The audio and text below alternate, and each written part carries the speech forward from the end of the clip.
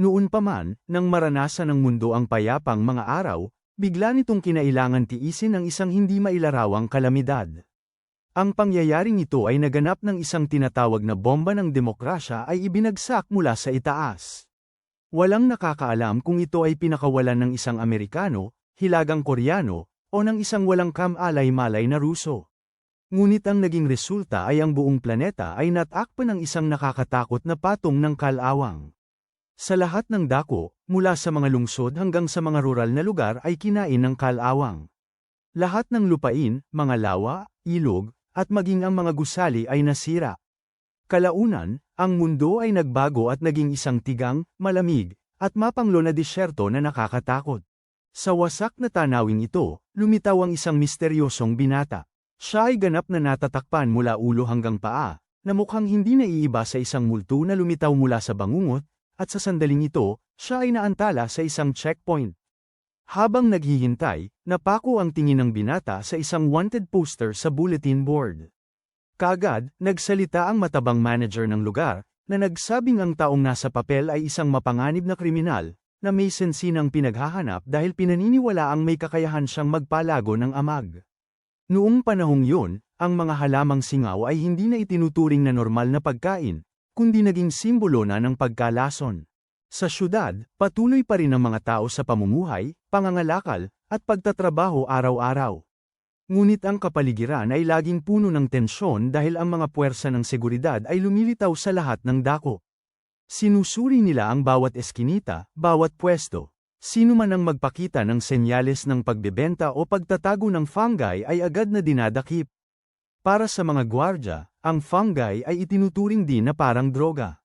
Sino man ang sangkot ay tinatreto bilang kriminal.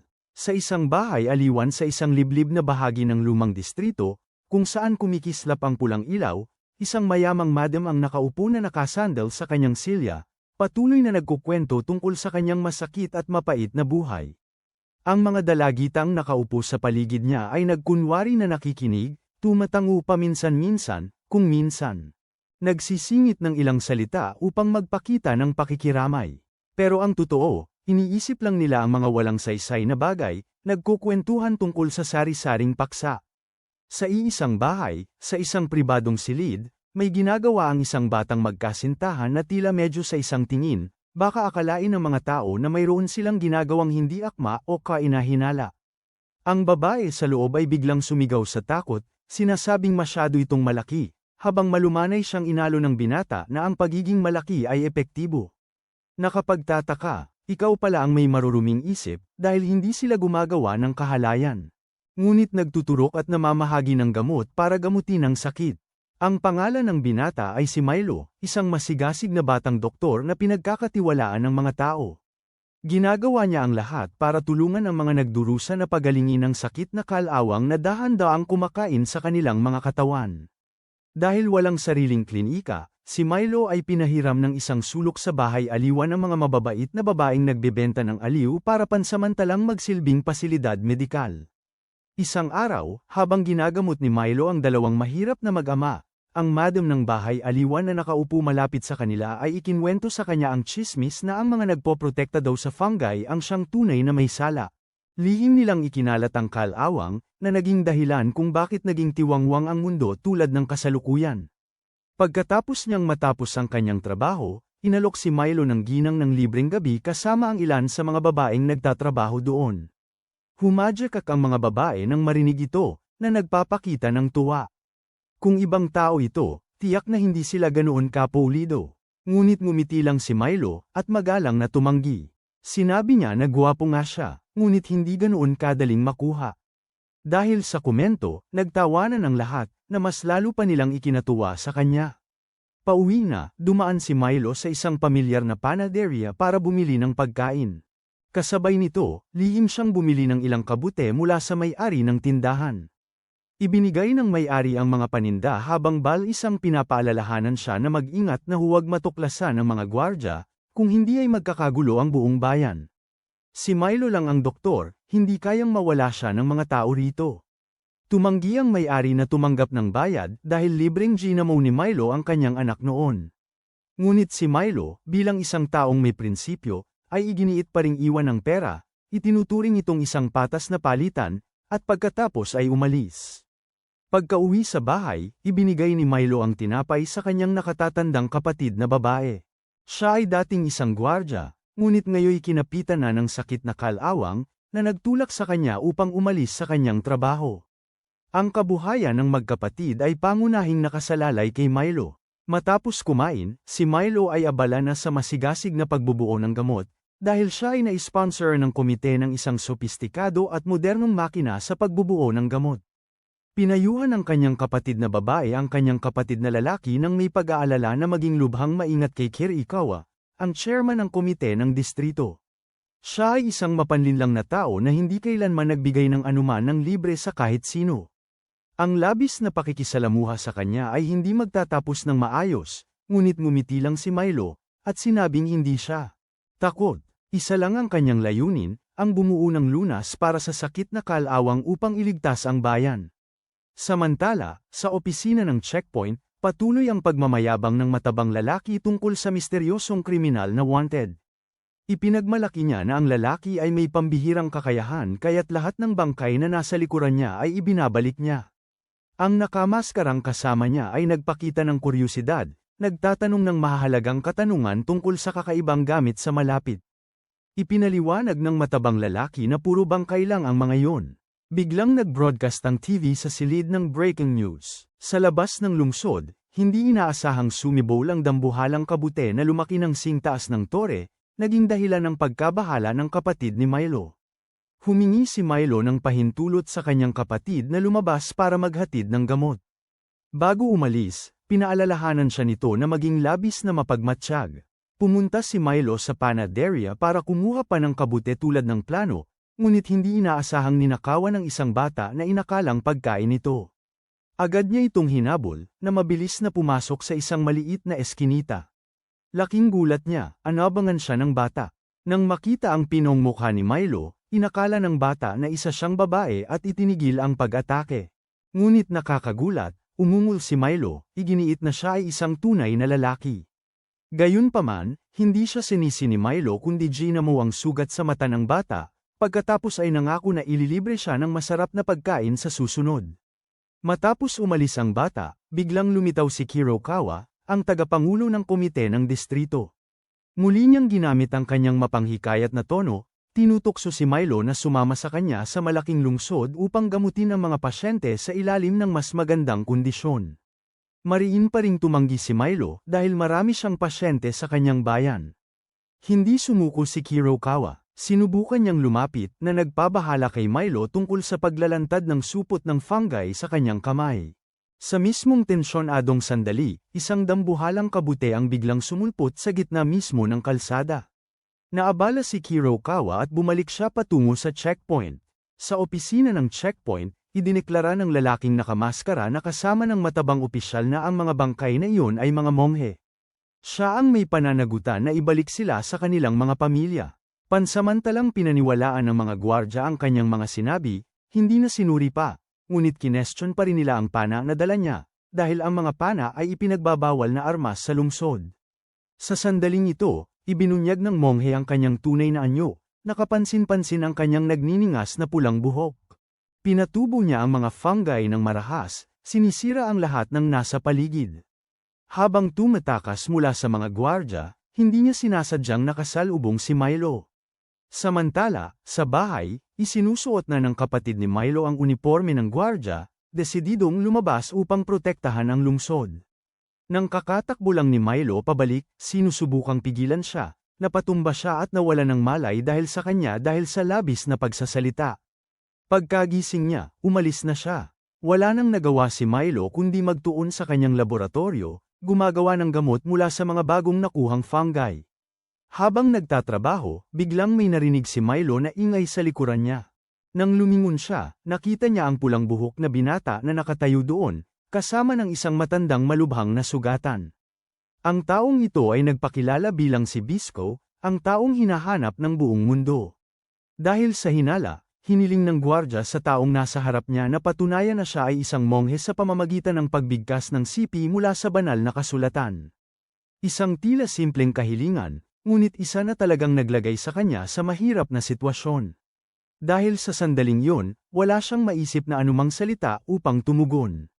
Ang katahimikan na bumabalot sa kanila ay nagpatindi sa sitwasyon. Alam niya na kung may maipakita siyang anumang kahinaan, wala nang balikan. Sa isang iglap, pinili niyang kumilos. Nagpakawala siya ng malakas na pana na winasak ang pintuan. Sumabog ang mga piraso ng kahoy, bumulwak ang alikabok, at kaagad pagkatapos nun ay ibinaba ang malaking tela na nagtatago sa lihim, na nagbunyag kay lolo ni Bisco kasama ang isang dambuhalang alimango. Ang lahat ng nakasaksi rito ay namangha. Wala nang pagpipilian ang dalawa kundi ang agad na tumakas, dahil umalingaw mula sa malayo ang tunog ng mga yabag at putok ng baril. Ang pangkat ng mga gwardyang hippopotamus, bitbit ang malalaking machine gun, ay matulin na humahabol. Ang sunod-sunod na putok ng bala ay bumaon sa lupa, lumilikha ng malalalim na butas, usok at alikabok na ganap na bumabalot sa daanan. Mabilis na tumalon si Bisco sa likod ng alimango, mahigpit ang hawak sa busog, patuloy na nagpapana ng matatalim na pana para harapin ang bawat dumarating na hippopotamo. Ang kanyang husay at bilis ay pumipigil sa mga gwardya na makalapit. Kasabay nito, hindi rin nagpatumpik-tumpik ang kanyang lolo, kundi gumamit ng espesyal na kabute na may kakayahang tumalon para itulak silang dalawa ng diretso pataas at lampas sa pader ng lungsod. Ang hindi inaasahang pagtalon ay lumikha ng kaguluhan sa buong bayan, na naging dahilan upang hindi makatugon ang mga gwardya sa tamang oras. Pagkalapag sa loob, ibinigay ni Bisco kay Milo ang eksaktong uri ng kabute na kailangan nito para ihanda. Gamot upang gamutin ang mga sugat ng kanyang lolo. Sa panahong ito, malubha na ang mga sugat ng matanda, duguan ang kanyang damit, at humihina ang kanyang hininga. Si Milo, na may matalas na pangamoy tulad ng asong pangangaso, ay nahinuha mula sa amoy na ang mga sugat ng matanda ay lubhang malala at hindi kayang lunasan ng simpleng gamot na iniinom. Mariing nagmakaawa si Milo na agaran ng magsagawa ng operasyon, dahil paubos na ang oras ng matanda. Si Bisco, na may mabigat na kalooban, ay sa wakas ay tumango bilang pagsang-ayon. Binigyan niya si Milo ng eksaktong 10 minuto upang ihanda ang gamot bago magpatuloy sa operasyon. Puno ng pagdududa ang kanyang puso, ngunit sa sitwasyong ito, wala nang ibang pagpipilian. Gayunpaman, hindi roon natapos ang kaguluhan.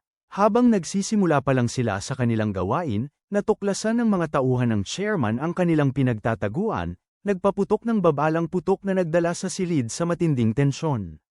Bilis-bilis na kinuha ni Bisco si Milo bilang bihag, ngunit kinutya lang nila, casual na sinabing wala silang pakialam, at pagkatapos ay patuloy pa ring nagpaputok ng walang pag-aalinlangan, layunin nilang alisin ang buong grupo. Wala nang ibang pagpipilian si Bisco. Pinakawalan niya ang ilang malalakas na palaso para pigilan ang pag-abante ng kalaban, habang matiyagang naghihintay.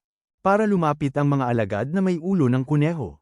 Pagpasok pa lang nila sa kaguluhan, mabilis niyang sinamantala ang pagkakataon, naghandang dalhin sina Milo at ang kanyang lolo. Ang klinika ni Milo ngayon ay nilukuban na ng mga kabute at tuluyang nasira, na parang isang napangit na kagubatan.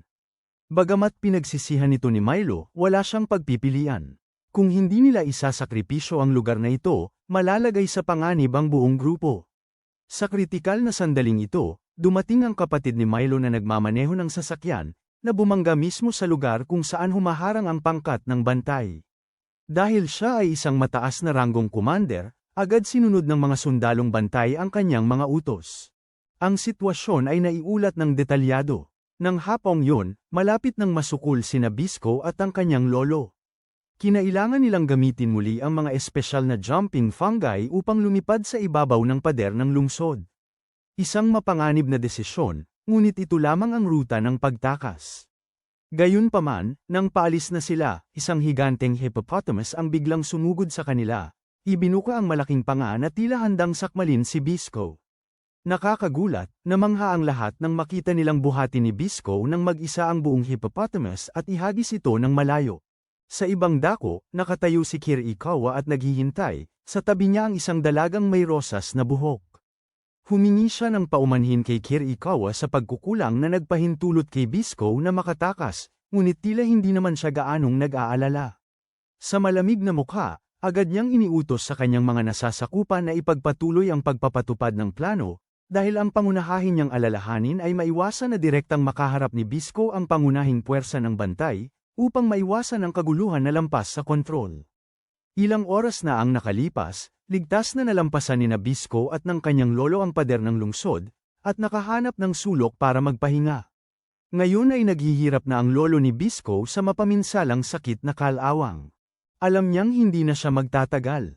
Sinubukan niyang iwanan ng bilin si Bisco na ipagpatuloy ang pagsusumikap, kahit wala na siya sa tabi nito sa hinaharap.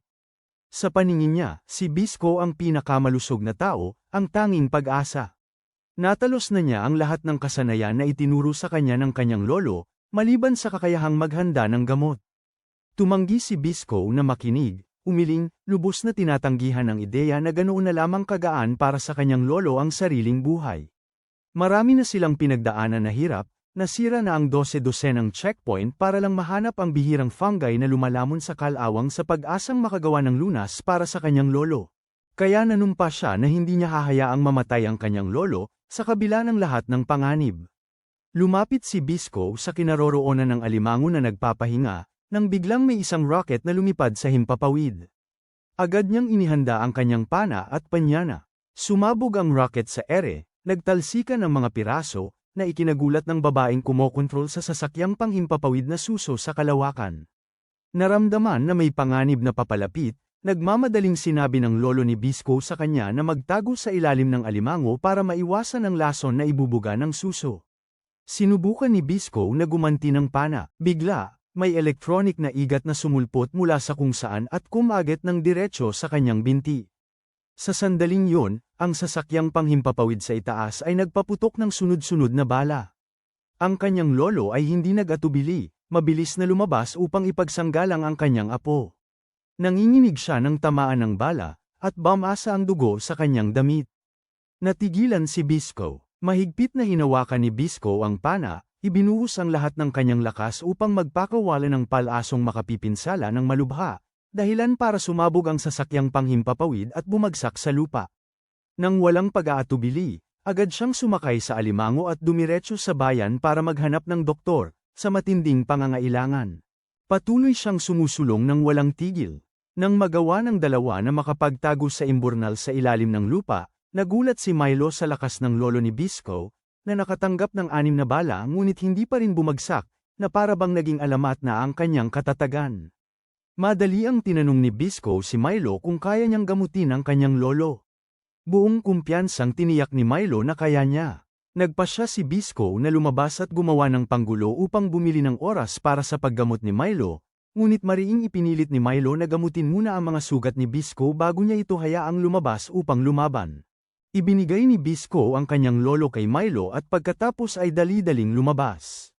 Sa ibang lugar, nakatanggap ang kapatid ni Milo ng impormasyon na ang direksyon na kanyang tinutumbok ay isang bitag pala na inihanda ng mga tao ni Kirokawa, at ang tamang direksyon ay pakanluran.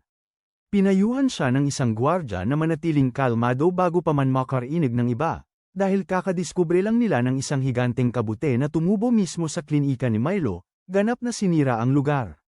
Galit na galit ang kapatid ni Milo ngunit kailangan pa ring magbigay ng direktiba sa kanyang mga nasasakupan, saka nagpa siya na dumiretso na lang pakanluran ng mag-isa. Para naman kay Bisco, hinarap na niya ang lahat ng sundalo ni Kirokawa, at ang babaeng may kulay rosas na buhok na lang ang naiwan. Dahil mukha siyang napakakyut, sinimulan siyang tanungin ni Bisco. Sakto naman, dumating ang kapatid ni Milo na nagmamaneho ng mabilis sa isang scooter. Mabilis na ginamit ni Bisco si Fungi upang itaas ang sasakyan, ngunit hindi natinag ang kapatid ni Milo, dumiretso ito sa pag-atake. Mula sa likod ng usok, kinuha ni Bisco ang kanyang pana at binaril ng palaso na tumagos sa armas na hawak nito. Ang tunog ng metal na nabasag ay umalingaw sa buong lugar, senyales na magsisimula na ang isang bagong engkwentro. Ang mga speaker sa bayan ay nagpapalabas ng mga babala tungkol sa amag. Pinapayuhan ng mga tao na gumawa ng mga panukalang proteksyon upang maiwasan ang paglanghap ng fungal spores. Ang mga babae sa bahay aliwan ay abala sa pagtalakay tungkol sa napakalaking higanteng kabute na kamakailan lang sumulpot. Bagamat nabuhay na sila ng 2 o 3 dekada, ito ang unang beses na nakakita sila ng ganito. Nagmadaling hinimok ng madam ang mga babae na pumasok sa loob upang maiwasan ang paglanghap ng mga spore. Bigla, may nag-ulat mula sa ibaba ng kakilakilabot na balita na nawasak na ang Panda Clinic. Labis na ikinabahala ng madam ang balitang ito, dahil sa klinikang yun naroon ang binatang si Milo, isang taong lagi niyang pinagmamalasakitan. Samantala, sa panig ni Milo, nagbibigay siya ng pagsasali ng dugo sa lolo ni Bisco. Malapit nang bumagsak ang matanda dahil sa nakasasamang sakit na kalawang. Dahil sa isinasaling dugo, unti-unting nagkamalay ang matanda. Gayunpaman, nanatili pa rin ang mapait na katotohanan na ang kanyang katawan ay labis ng kinain ng kalawang. Mabubuhay lamang siya ng isa pang buwan bago tuluyang masira ang mahahalagang bahagi ng kanyang katawan. Sa kabila nito, pinanatili niya ang kanyang kapanatagan. Pinuri niya ang kasanayan ni Milo, sinabing ang binata ay may bihasang mga kamay, parehong maingat at matyaga. Pagkatapos ay ipinakilala niya ang sarili bilang si Jabay, ang guro ni Bisco. Sa labas, matinding nagaganap ang labanan sa pagitan ni Bisco at ng kapatid ni Milo. Nagsumugod sila sa isa't isa, naglunsad ng matitinding atake, habang ang tunog ng kalansing ng metal at mga ungol ay nagpabigat sa kapaligiran. Bagamat umaatake si Bisco, patuloy niyang pinayuhan ang kapatid ni Milo na tumigil, dahil sa bawat pagtama niya, mas lumalawak ang kalawang sa kanyang katawan, na ang ibig sabihin ay palapit na ang kamatayan. Ngunit ang kapatid ni Milo ay wala talagang pakialam. Sa kanyang mga mata, galit lamang ang makikita. Lubos siyang naniniwala na si Bisco ang sanhi ng paglitaw at pagkalat ng kalawang, at kaya hindi siya makahinto. Nagpaliwanag si Bisco, sinusubukang kumbinsihin siya. Ngunit ang galit sa puso ng kapatid ni Milo ay napakalaki, na pumihil sa mga salitang iyon na makarating. Habang abala ang dalawa sa pakikipaglaban, sa ibang lugar, ikinukwento ni Jabay kay Milo ang isang katotohanang kakaunti lang ang nakakaalam, na ang fungi ay hindi nagpapakalat ng kalawang gaya ng iniisip ng mga tao.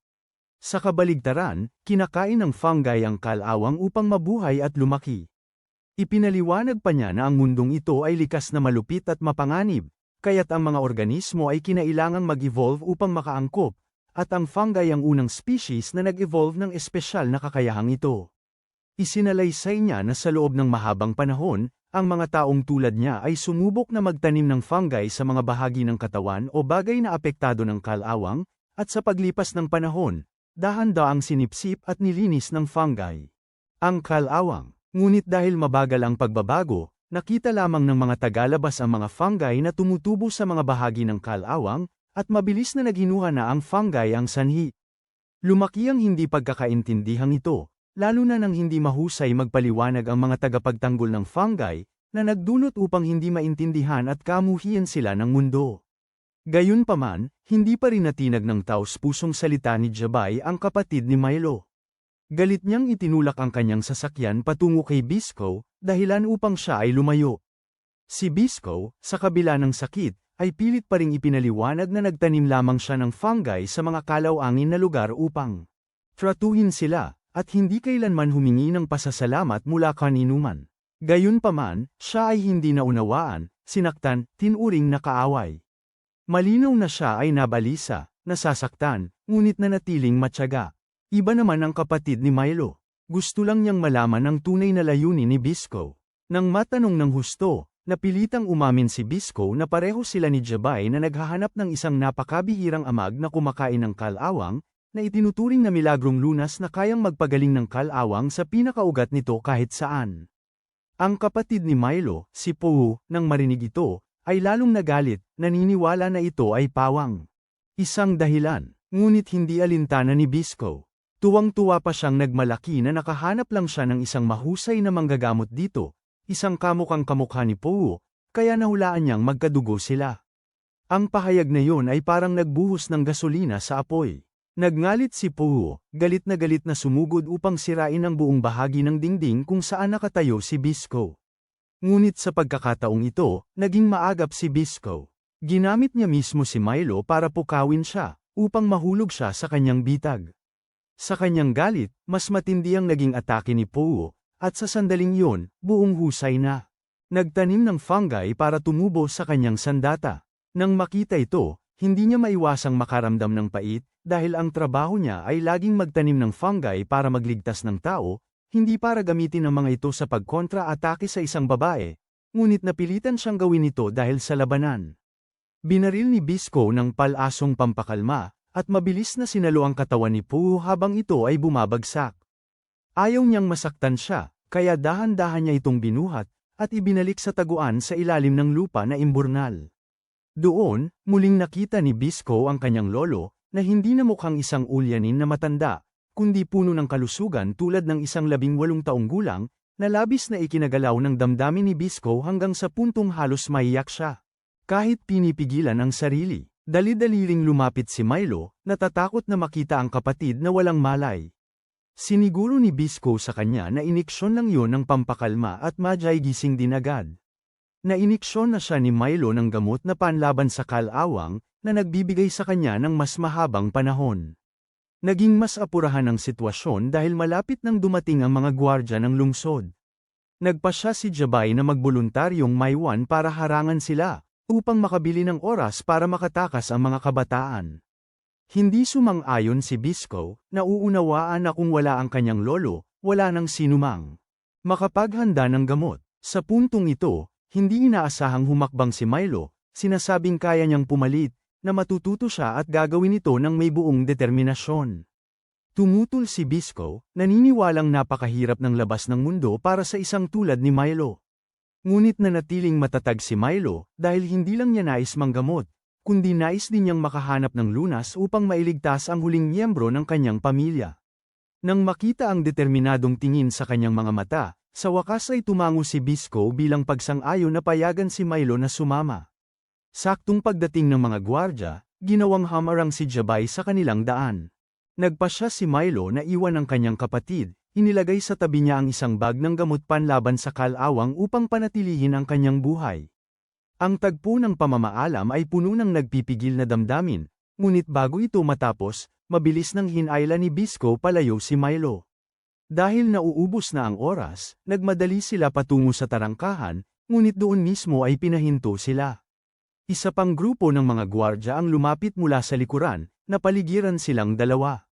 Mabilis na binunot ni Bisco ang kanyang pana at panyana ang isang espesyal na palaso.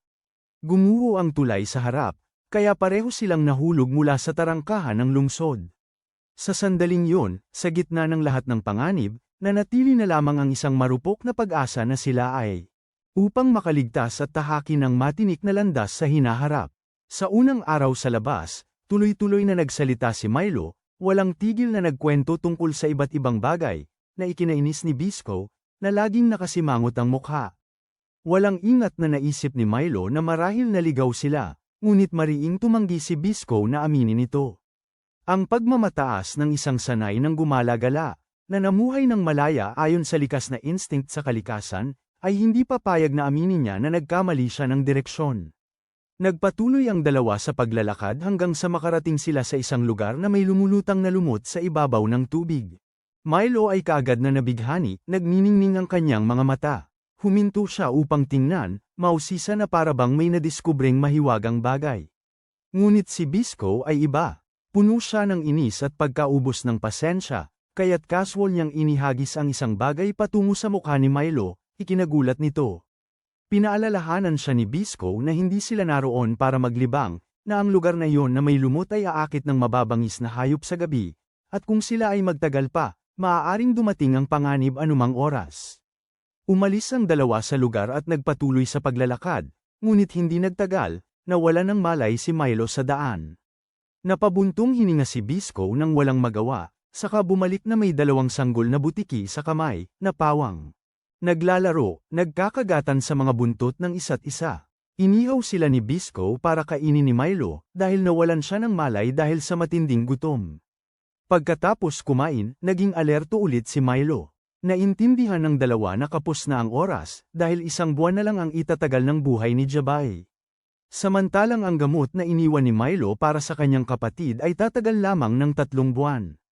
Napagtanto ang pagkaapurahan, kinuha ni Bisco ang isang mapa, malinaw na minarkahan ng kanilang ruta, at sinabing tatawid sila sa isang minahan ng karbon.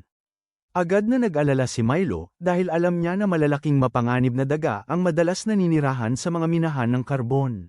Ngunit pinakalma siya ni Bisco na sinabing may paraan siya para harapin ang mga ito. Sa sandaling yun, nakita ni Bisco ang isang dambuhalang sipit ng alimango na nakalitaw mula sa ilalim ng buhangin. Sumipol siya, at mula sa ilalim ng makapal na buhangin, lumitaw ang kanilang ikatlong kasama, ito ang alimango ni Bisco. Biglang naintindihan ni Milo na ang dahilan kung bakit sila nalihis sa simula ay dahil hinahanap ni Bisco ang alimainggong ito, dahil madalas itong ibinabaon ang sarili sa buhangin para matulog.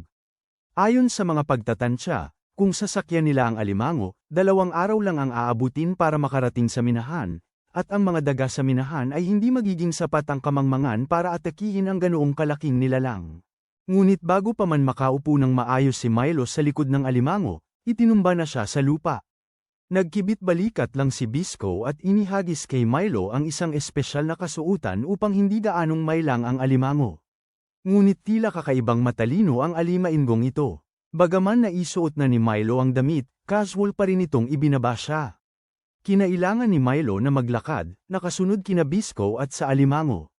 Pagsapit ng hapon, sinubukan niyang umakyat muli sa likod nito. Tila mas may pag-asa ang ikalawang pagsubok, ngunit ibinaba pa rin siya nito. Nagpatuloy ito, na si Milo ay sumusubok ng paulit-ulit ng maraming beses, hanggang sa puntong ang alimango. Umikot, kaya siya nahilo, nakita ang lahat na dumilim, at pagkatapos ay lumiwanag muli. Kinabukasan, habang matiyag ang nagsasanay si Milo sa pagsakay sa alimango, umupo si Bisco upang maghanda ng nakalalasong solusyon mula sa kabute para ibabad sa kanyang mga pana. Bigla, may lumitaw. Mabilis na nagpreno si Milo, tumilapon sa harap ng isang babae, at nagkataon, ito ang babaeng may pink na buhok na nakatagpo na ni Bisco noon. Tiningnan niya si Milo na may matang parehong mausisa at mapanukso, pinuri siya sa pagkakaroon ng ganoong kalaking alimango. Narinig ni Bisco ang sigawan, lumingon upang makita ang kaparehong babae na umaakyat sa alimango ni Back. Habang kumakapit si Milo sa kuko nito, agad na gumamit si Bisco ng panang binabad sa fungi upang magpaputok ng babala. Ang kanyang mga mata ay puno ng banta, tinamaan ng pana ang hita ng babae, na nagdulot sa kanya ng matinding sakit, ngunit tumawa pa rin siya ng mapanukso. Napag-alaman na gusto niyang akitin si Milo, nangangakong ipapakita sa kanya kung paano sumakay sa alimango, ngunit ang totoo ay balak niya itong nakawin. Si Milo sa sandaling yun ay hindi inaasahang gumawa ng kakaiba. Kinausap niya ang alimango, hinihiling dito na yumuko para makapaglagay siya ng gamot, at nakakagulat, talagang sumunod ang alimango. Nagulat si Bisco dahil kahit hindi kayang sakyan ni Milo ang alimango, napakiusapan niya itong makipagtulungan. Mula noon, binago ni Bisco ang kanyang plano. Hindi na kailangan pang magsanay sumakay ni Milo, at nagpatuloy silang tatlo sa kanilang paglalakbay. Nang gabing yun, huminto sila upang magpahinga sa isang templo sa bundok. Dito, sa kanilang pagtataka, muli nilang nakasalubong ang dalagitang may kulay rosas na buhok. Mukha siyang hindi comfortable, tila nasasakal sa isang bagay sa kanyang lalamunan. Mabilis na lumapit si Milo, hinimas ang likod niya upang tulungan siyang isuka ito, ngunit hindi ito sapat. Sa isang padalos-dalos na aksyon, idiniin ni Milo ang kanyang mga labi sa labi nito upang mahugat ang chrysalis, tila isang biglaang paghalik na may mahalagang layunin. Mula sa kanyang lalamunan, ipinaliwanag ni Milo na ito ay isang uri ng chrysalis na karaniwang ginagamit upang pigilan ang mga alipin, para hindi sila makatakas. Sa simula, inakala ng dalaga na tinulungan siya ng dalawa dahil lamang sa gusto nila ang kanyang katawan, ngunit malamig na sinabi ni Bisco na wala siyang interes. Nang marinig ito, namula si Milo sa hiya, at agad siyang tinukso ni Bisco dahil sa pagiging birhen. Halos bumunot si Bisco ng pana upang asintahin ang dalaga dahil sa galit, habang mahinahon namang sinabi ni Milo na gusto lang niya ng pagkain. Sa wakas, binuksan ng dalagang may kulay rosas na buhok ang kanyang bag, inilatag ito sa harapan nilang dalawa para silang pumili. Pumili si Milo ng isang pakete ng biskwit, habang si Bisco naman ay pumili ng ilang palaso. Pagkatapos, humingi ng bayad ang babae, na ikinainis ni Bisco, ngunit pumayag pa rin si Milo na magbayad. Masaya pa niyang inalok si Bisco ng lasa ng biskwit, at pareho nilang natagpo ang napakasarap ang lasa. Gayunpaman, pagdating sa gasolina, ayaw niya itong ibenta, at ibinuhos pa nga ito mismo sa harap niya. Biglang nagkaroon ng lindol, nagising si Bisco na nabigla, habang si Milo naman ay nakasakay sa alimango, tumatakas. Natuklasan ni Bisco na nakahiga na siya ngayon sa likod ng isang higanteng insekto. Sumigaw si Milo na ito ay isang buhay na kuta. Kung babanggain nito ang minahan ng karbon, sisabog ang buong minahan. Alam na alam ni Bisco na ang species na ito ay isang uod na kumakain ng buto, at nagising ito dahil sa natapong gasolina ng babaeng may pink na buhok. Sumigaw ng malakas si Bisco, ipinapakita kay Milo kung paano ididirekta ang alimango para tamaan ang ulo ng uod upang mapatigil ito. Pero sa sandaling yun, mahigpit siyang pinigilan ng babaeng may pink na buhok, hindi makakilos. Buong puso itong nakiusap sa alimango, at sumunod ito, tumalon pataas para tumusok mismo sa ulo ng uod. Nagawa ni Bisco na tumalon, hinayla ang babae kasama niya, pagkatapos ay nagpana ng palasong babad sa fungus sa ang bungo ng insekto. Agad kumalat ang fungi, huminto ang insekto, at pagkatapos ay bumagsak na walang buhay. Mabuti na lang at huminto ang grupo bago pa man ang minahan ng karbon, ngunit bago pa sila makahinga, isang kanyan mula sa kung saan ang pinaputok sa kanila, na nagdulot ng pagsabog sa buong lugar ng minahan. Napilitan silang humanap ng ibang ruta. Kinabukasan, paggising nila, iniulat ni Milo na tumakas ang dalagang kulay rosas ang buhok bitbit ang kanilang pera, ngunit kahit papaano ay nag-iwan naman ito ng pagkain, na nagpapakita na mayroon pa rin siyang konsensya. Tiningnan ni Bisco si Milo, na pagtanto na naging sanay na ito sa pagsakay sa alimango, sa kabila ng kanyang. Ang mga kamay ay puno ng mga sugat. Patunay ito na masigasig na nagsasanay si Milo. Bahagyang tumango si Bisco, nagpakita ng paghanga, at pagkatapos ay ipinagpatuloy nilang dalawa ang kanilang paglalakbay.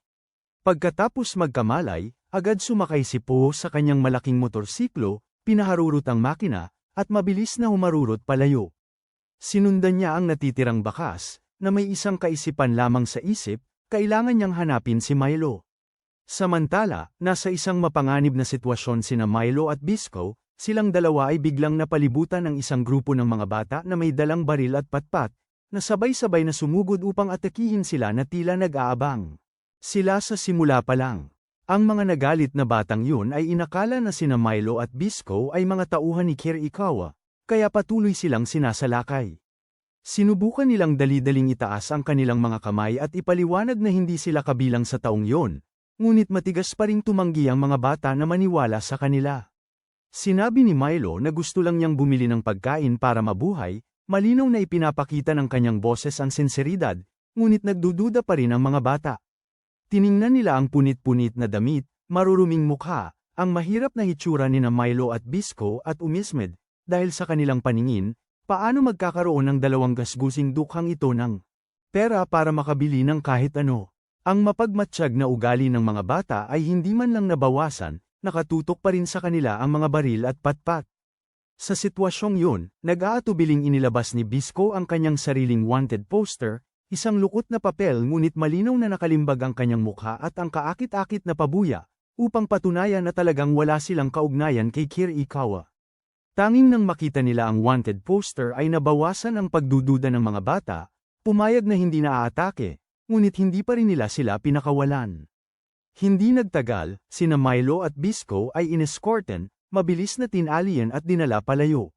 Si Bisco ay tila kalmado, ngumiti pa nga ng malamig at nangako na hahayaan niya silang isuplang siya para sa gantimpala kung gugustuhin nila, dahil wala na siyang mawawala. Dinala silang dalawa sa kanlungan ng mga bata, isang sirang lugar na basta na lang tinakpan ng kahoy at retaso ng metal, pagkatapos ay pinigil sa isang basang silid. Samantala, nagkataong dumaan si Po sa isang inabandonang apartment complex, isang lugar na puno ng mga bangkay na nakakalat sa mga pasilyo at hagdanan, at ang makapal na baho ng kamatayan ay nagpapahirap huminga. Doon, napapanahon siyang nakialam upang iligtas ang isang matandang mag-asawa na inaatake ng isang higanteng gagamba. Nang masagip sila, ang matandang mag-asawa, hingal na hingal, ay isinalaysay na ang mga bangkay na nakakalat sa paligid ay pawang biktima ng mga tulisan, mga taong regular na humaharang at nagnanakaw ng mga paninda at mahalagang bagay mula sa mga dumaraang mga ngalakal.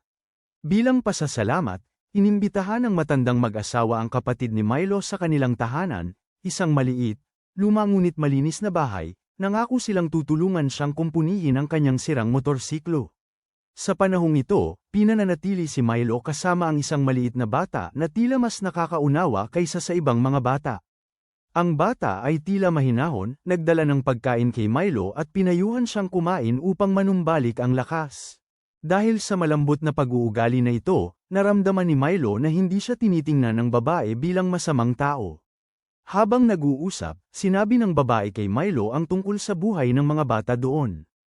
Tuwing taglamig, kailangan nilang harapin ang isang uri ng halimaw na tinatawag nilang devil kids, mga nilalang na madalas na sumasalakay sa kanila, nagdadala ng takot at sakit. Nang maingat na nagmasid, napansin ni Milo ang mga T-patches ng puting kaliskis sa braso ng babae. Nang tinanong niya ito, sinabi ng babae na isang araw, lumitaw si Kurokawa sa lugar na ito, ipinahayag na ang mga bata ay nahawahan ng sakit na kalawang, kaya't ang mga matatanda. Kinailangan niyang magtrabaho para sa kanya para kumita ng pera upang makabili ng gamot para sa paggagamot. Matapos marinig ito, agad na naunawaan ni Milo na kasinungalingan ito, dahil ang mga marka sa braso ng babae ay hindi ang sakit na kalawang gaya ng kanyang sinabi. Samantala, matapos dumating si Po sa bahay ng matandang mag-asawa, ikinwento nila sa kanya ang isang lumang istorya kung paano sila dating nanirahan sa isang mataong bayan kung saan unti-unting nagsimulang magdusa ang mga tao sa kakilakilabot na sakit na kalawang. Isang araw, may isang lumitaw na nagpakilalang fungi protector, ipinagmamalaki na kaya niyang gamutin ang sakit. Sa simula, nagpakita ng pagbuti ang sakit, kaya naniwala at nagpasalamat sa kanya ang mga tao. Gayunpaman, kalaunan, isa-isang namatay muli ang mga tao, nabubulok ang kanilang mga katawan dahil kumalat ang kalawang sa buong katawan nila. Bago umalis, walang emosyong sinabi ng nagpakilalang tagapagtanggol na ang lahat ay isa lamang eksperimento. Nang marinig ito, nag-umapaw ang galit sa puso ni Po, lalong lumakas ang puot niya sa tinatawag na tagapagtanggol ng fungi. Humiram siya ng mga gamit mula sa matandang mag-asawa at siya mismo ang nagkumpuni ng kanyang motorsiklo. Ngunit, habang nagkukumpuni, nakarinig siya ng kakaibang ingay na nagmumula sa isang kalapit na kuweba. Dahil may masamang kutob, pumasok siya upang tingnan at nagulat nang matuklasan na puno ang kuweba ng tuyong buto at bangkay. Ang katotohanan ay ang matandang mag-asawa ay mga may sakit na mamamatay tao, pumapatay ng mga tao para bigyang kasiyahan ang kanilang malupit na kaligayahan. Balak pa nga nilang gawin siyang mannequin. Nang matuklasan niya sila, mukha silang labis na tiwala sa sarili, iniisip na nainom na niya ang lason na inilagay nila sa kanyang pagkain kanina, ngunit nakakagulat, naramdaman na pala niya ang kanilang balak at hindi niya ito ininom. Nang akmang sisilakay na siya, isang bangkay ang biglang sumugod mula sa dilim, ang bibig nito ay bumubuga ng nakal-alasong usok na nagpakabuo sa espasyo. Mabilis siyang nakatakas, habang ang matandang mag-asawa, alam na hindi sila mananalo, ay nagpasya na isakatuparan. Ang huling plano nila, sinunog nila upang pasabugin ang buong kuweba, piniling mamatay ng magkasama, at isama ang lahat sa laot ng apoy. Samantala, si Bisco ay pinigil sa isa pang sulok. Napansin niya ang ilang sibat na nakasandal sa sulok ng dingding na mukhang maganda, at hiniling niya ang mga ito. Dahil dito, ikinwento sa kanya ng dalawang batang nagbabantay sa kanya ang tungkol sa kanilang mga magulang, na dating mapayapang mangingisda ngunit pinatay lahat dahil sa pagtutol kay Kurokawa. Nang ipahayag ni Bisco ang kanyang kagustuhang makuha ang sibat na yon, nagalit ang batang may hawak ng baril, may layuning gamitin ito, ngunit sa huli ay pinigilan ng sarili dahil sa takot na mawala ang gantimpala kung aksidenteng napatay nila si Bisco. Di nagtagal, dumating ang grupo ng mga bata, ipinagyayabang na pinagaling ni Milo ang kanilang sakit, na bahagyang nagpagan sa tensyonadong kapaligiran. Mula sa orihinal na 2 gwardya, isa na lang ang natira, nakatitig ng husto sa isang luma, punit-punit na mapa. Agad sinabi ni Bisco na kilala niya ng husto ang lugar na iyon, at masiglang isinalaysay kung paano siya minsan iniligtas ng isang tagapagtanggol ng fungi, kaya ngayon ay gusto niyang suklian ang pabor. Ibinigay naman ng bata ang mapa kay Bisco, pagkatapos ay tumakbo upang umihi, iniwan si Bisco. Nag-iisa sa selda, sinamantala ang pagkakataon, mabilis na inalis ni Bisco ang kanyang mga posas at kedena. Kasabay nito, hindi lamang nilunasan ni Milo ang sakit kundi maingat ding nagreseta ng gamot, nagturo kung paano ito ihanda at nagbigay ng tiyak na gabay sa mga bata. Para sa kanya, gustong bumawi ng mga bata. Ngunit nang hilingin ni Milo sa kanila na palayain si Bisco, mahigpit na tumanggi ang pinuno ng grupo, dahil naniniwala siyang kailangan nila ng pera upang makabili ng sandata para lumaban sa kawan ng mga butete bago dumating ang taglamig. Pagkatapos ng mga salita, dumating ang isang dambuhalang kawan ng mga butete. Naghahanap ng pagkain, mabilis na nahuli ng isa sa kanila ang pinuno ng grupo. Agad na sumugod si Bisco para iligtas siya, buong lakas na iwinasiwas ang sibat, hinati ang pufferfish sa isang malinis na galaw lang.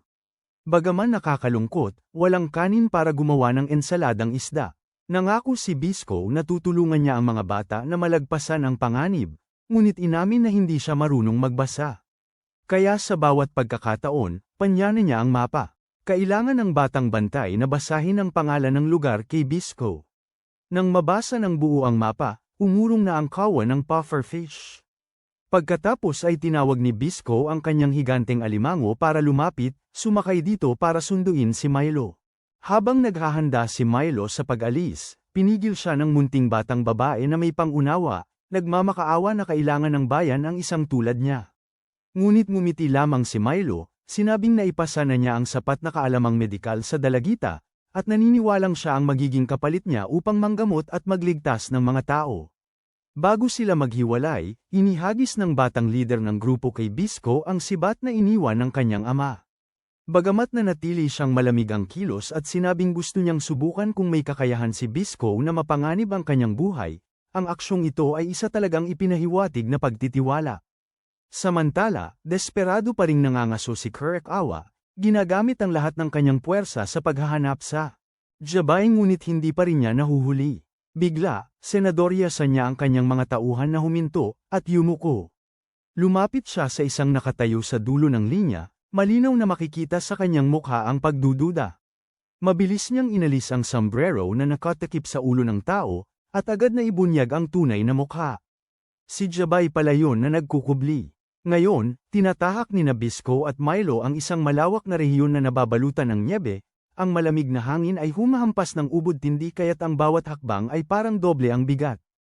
Nanginginig si Milo mula ulo hanggang paa, ang kanyang hininga ay nagiging puting ulap, halos hindi na gumalaw ng maayos dahil ang lamig ay tila tumatagos sa kanyang mga buto. Tila hindi gaanong pinansin ni Bisco, sa halip ay nangungutya siyang tumawa, habang ang kanyang mga mata ay nagniningning sa paghamak nang makita niya si Milo na nahihirapan. Ang kanyang tawa na umalingaw-ngaw sa tahimik na espasyo ay nagpamula sa mukha ni Milo sa hiya. Habang sinusubukang lumakad, pareho silang biglang nakakita ng isang puting kuneho na tumatalon sa makapal na nyebe. Agad na kinuha ni Bisco ang kanyang pana na may layuning pabagsakin ito, ngunit hindi inaasahang namagitan si Milo, mabilis na sinamantala ang pagkakataon. Hinayla niya ng mahigpit ang kwerdas ng pana, nagpakawala ng isang palaso, ngunit dahil sa kanyang nanginginig na mga kamay, ang pana ay lumihis sa direksyon, hindi tinamaan ang kuneho. Gayunpaman, sa halip na walang silbi, ang pana ay lumawak at naging lambat, dahilan upang mabitag ang kuneho. Sandaling nagulat si Bisco, habang ngumiti si Milo at ipinaliwanag na gumawa siya ng mga espesyal na pana sa pamamagitan ng paggamit ng sapot ng gagamba. Malikhain at kapaki-pakinabang, malamig na suminghal si Bisco, sinasabing isa lang itong pandaraya, ngunit malinaw na sa kanyang mga mata ay may pagtinging kumikilala sa talino ni Milo. Hindi pa sila nakakalayo nang makasalubong nila ang babaeng may pink na buhok mula kanina, na palibutan ng makapal na yelo, halos hindi na makagalaw ang kanyang katawan. Mabilis siyang dinala ng dalawa sa isang maliit na kalapit na kuweba upang magpainit. Nagtaka si Milo kung paano siya nakarating sa lugar na ito bago sila, at bamantong hininga ang dalaga, ipinaliwanag na inayos niya ang isang lumang helikopter sa templo, lumipad patungo rito, ngunit sa kasamaang palad ay pinabagsak ng mga anti-aircraft gun ng hukbo. Nang marinig ito, agad na nagbitiw si Bisco ng isang mapait na puna na iyon ay karma na ang mga gumagawa ng mabuti ay nakakatagpo ng mabuti, samantalang ang mga gumagawa ng masama ay naghihintay lamang ng kabayaran. Galit na sinalungat ito ng dalaga, sinasabing hindi niya kailanman sinadyang gumawa ng masamang karma, na ang lahat ay dahil sa sapilitang tadhana sa kanya, ang agos ng buhay na nagtulak sa kanya mula sa isang kapahamakan patungo sa isa pa. Bakas sa kanyang mga salita ang kawalan ng pag-asa, bamulong pa nga siya na baka mas mabuti pang mamatay na lang siya at matapos na ang lahat. Tinaas ni Bisco ang isang mainit na piraso ng metal at idinikit ito sa kanyang noo na parabang sinusubukan ang kanyang pasya, na naging dahilan upang agad siyang sumigaw at magmura, nanginginig sa galit, ngunit ang mismong reaksyon na ito ang nagpatunay na ayaw niya talagang mamatay. Matapos makabawi ng kaunti, Ipinagpatuloy ng tatlo ang kanilang paglalakbay, ngunit hindi nagustuhan ni Bisco ang pagkakaroon ng karagdagang kasama. Siya at ang babaeng kulay rosas ang buhok ay patuloy na nagtatalo, at ang kanilang pag-aaway ay nakapagpainis maging sa higanting alimango, na ginamit ang mga galami nito upang ihagis silang dalawa sa lupa bilang babala. Sa wakas, huminto ang grupo sa isang kampo ng mga ngalakal, ngunit doon ay wala nang gumagamit ng pera na hindi na uso, kaya hindi sila makabili ng kahit ano. Iminungkahi ng mga ngalakal na makikipagpalitan lamang sila kung iiwan nila ang alimango, na agad namang tinanggihan ni Bisco. Habang walang mapagkasunduan, ipinamalas ng dalagang may kulay rosas na buhok ang kanyang katalinuhan. Gamit ang kanyang panghalina, nakipag-usap siya na sapat na ang ilang dilatang pagkain upang ipagpalit sa kinakailangang pagkain at mga kagamitan.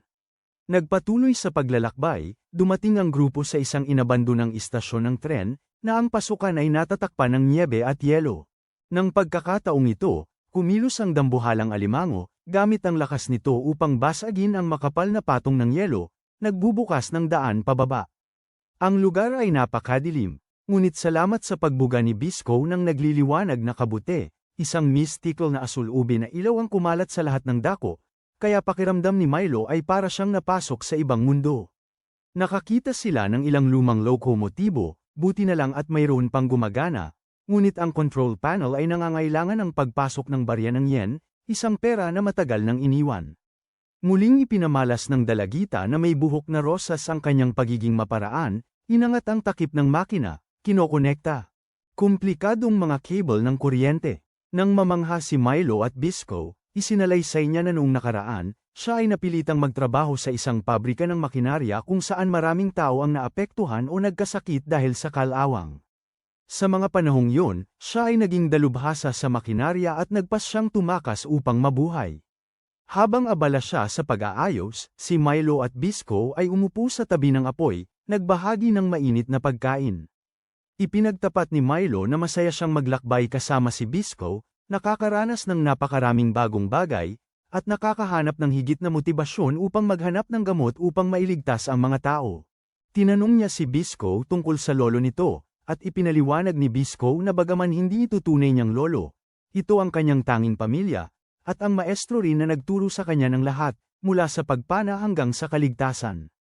Ang mga matitinding aralin na yun ay maraming beses na nagtulak sa kanya sa bingit ng buhay at kamatayan, ngunit dahil sa bigkis na yun kaya buo ang loob ni Bisco na iligtas ito sa anumang paraan. Natahimik si Milo sa kwento, pagkatapos ay bamulong ito na pag-ibig, ang ugnayan na nagpapalakas ng loob sa mga tao. Narinig ng babaeng may pink na buhok, at namula ang mukha nito, sabay hiya at pagkalito, ngunit tahimik. Nakangiti. Sa wakas, natapos na niyang ayusin ang lokomotibo. Habang naghahanda sina Milo at Bisco na sumakay sa tren, nag-alinlangan ang dalagitang kulay rosas ang buhok, nagpasya siyang huwag sumama sa kanila dahil sa pangamba sa panganib.